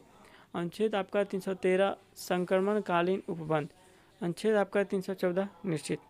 अनुच्छेद 315 संघ और राज्यों के लिए लोक सेवा आयोग। अनुच्छेद 316 का सदस्यों की नियुक्ति और पदावधि।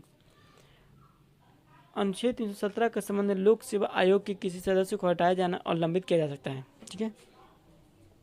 अनुच्छेद आपका 318 आयोग के सदस्य और कर्मचारियों की सेवा की शर्तों के बारे में विनिमय बनाने की शक्ति। अनुच्छेद 319 आयोग के सदस्य द्वारा ऐसे सदस्य न रहने पर पद धारण करने के संबंध में परिच्छेद। अनुच्छेद 320 लोक सेवा आयोग का कृत्य।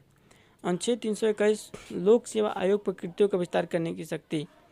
अनुच्छेद 322 लोक सेवा आयोग के खर्च। अनुच्छेद आपका 323 लोक सेवा आयोग की प्रतिवेदन। अनुच्छेद 323 का प्रशासनिक अधिकरण। अनुच्छेद 323 का ख अन्य विषयों के लिए अधिकरण। अनुच्छेद 324 है निर्वाचन के अधीक्षण, निर्देशन और निमंत्रण का निर्वाचन आयोग नियुक्त होना। अनुच्छेद आपका 325 धर्म, मूलवंश, जाति या लिंग के आधार पर किसी व्यक्ति का निर्वाचन नामवाली में सम्मिलित किए जाने के आपात न होने उसके द्वारा किसी विशेष सम्मिलित किए जाने में दावा न किया जाना, यानी कि धर्म और जाति से संबंधित हो आपका अनुच्छेद 325। अनुच्छेद 326 लोकसभा और राज्य की विधानसभाओं के निर्वाचक वैसे मत का आधार करना, यानी कि लोकसभा और राज्यसभा का जो मत देने में यानी कि वोट देने में अधिकार होता है ना, आपको अनुच्छेद 327 से संबंधित है। गाइस आपका 326 है। अनुच्छेद आपका 327 विधानमंडल के निर्वाचन संबंध में बंद करने की संसद शक्ति है। अनुच्छेद 328 किसी राज्य के विधानमंडल के निर्वाचन के संबंध में बंद करने की विधान शक्ति। अनुच्छेद 329 निर्वाचन संबंधी मामलों में न्यायालय के हस्तक्षेप का वर्जन। अनुच्छेद 329 का निषेध। आपको कुछ वर्गों के संबंध में विशेष उपबंध है। ठीक है। अनुच्छेद 323 से लेकर 342 तक। लोकसभा अनुसूचित जातियों अनुसूचित जनजातियों के स्थानों का संरक्षण आपको 330 में है।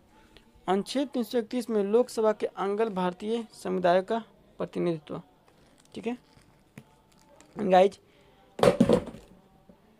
आपको नेक्स्ट है अनुच्छेद 333 राज्यों के विधानों में आंग्ल भारतीय समुदाय का प्रतिनिधित्व करना।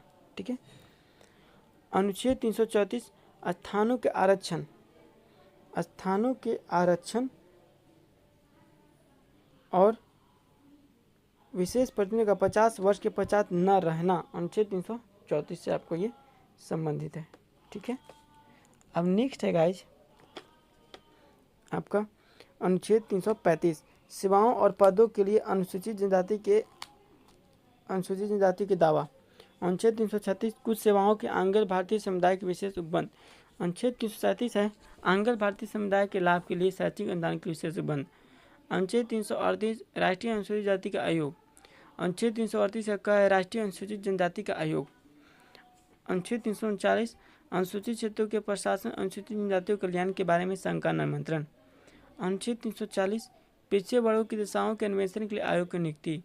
अनुच्छेद 341 अनुसूचित जातियाँ। अनुच्छेद 342 अनुसूचित जनजातियाँ संबंधित है। अनुच्छेद 344 राज्यसभा के संबंध में आयोग और संसद की समिति है। अनुच्छेद 345 राज्य की राजभाषा और राजभाषाएं संबंधित हैं।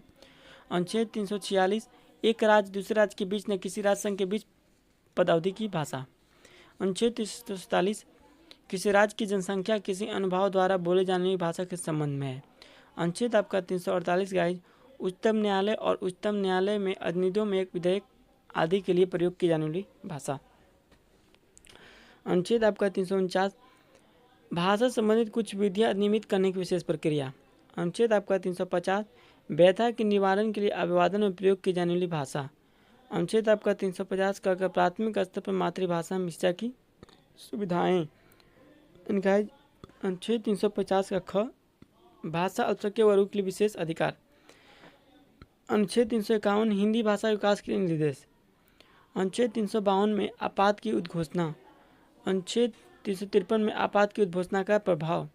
अनुच्छेद 354 में जब आपात की उद्घोषणा प्रवर्तन में तब राशि के वितरण संबंधी उद्घोषणा का लागू होना। अनुच्छेद 355 ब्रह्मा आक्रमण और आंतरिक अशांति से राज्य की स्थिरता करने का कर्तव्य। अनुच्छेद 356 राज्यों में संवैधानिक तंत्र के विफल हो जाने की दशा में उपबंध।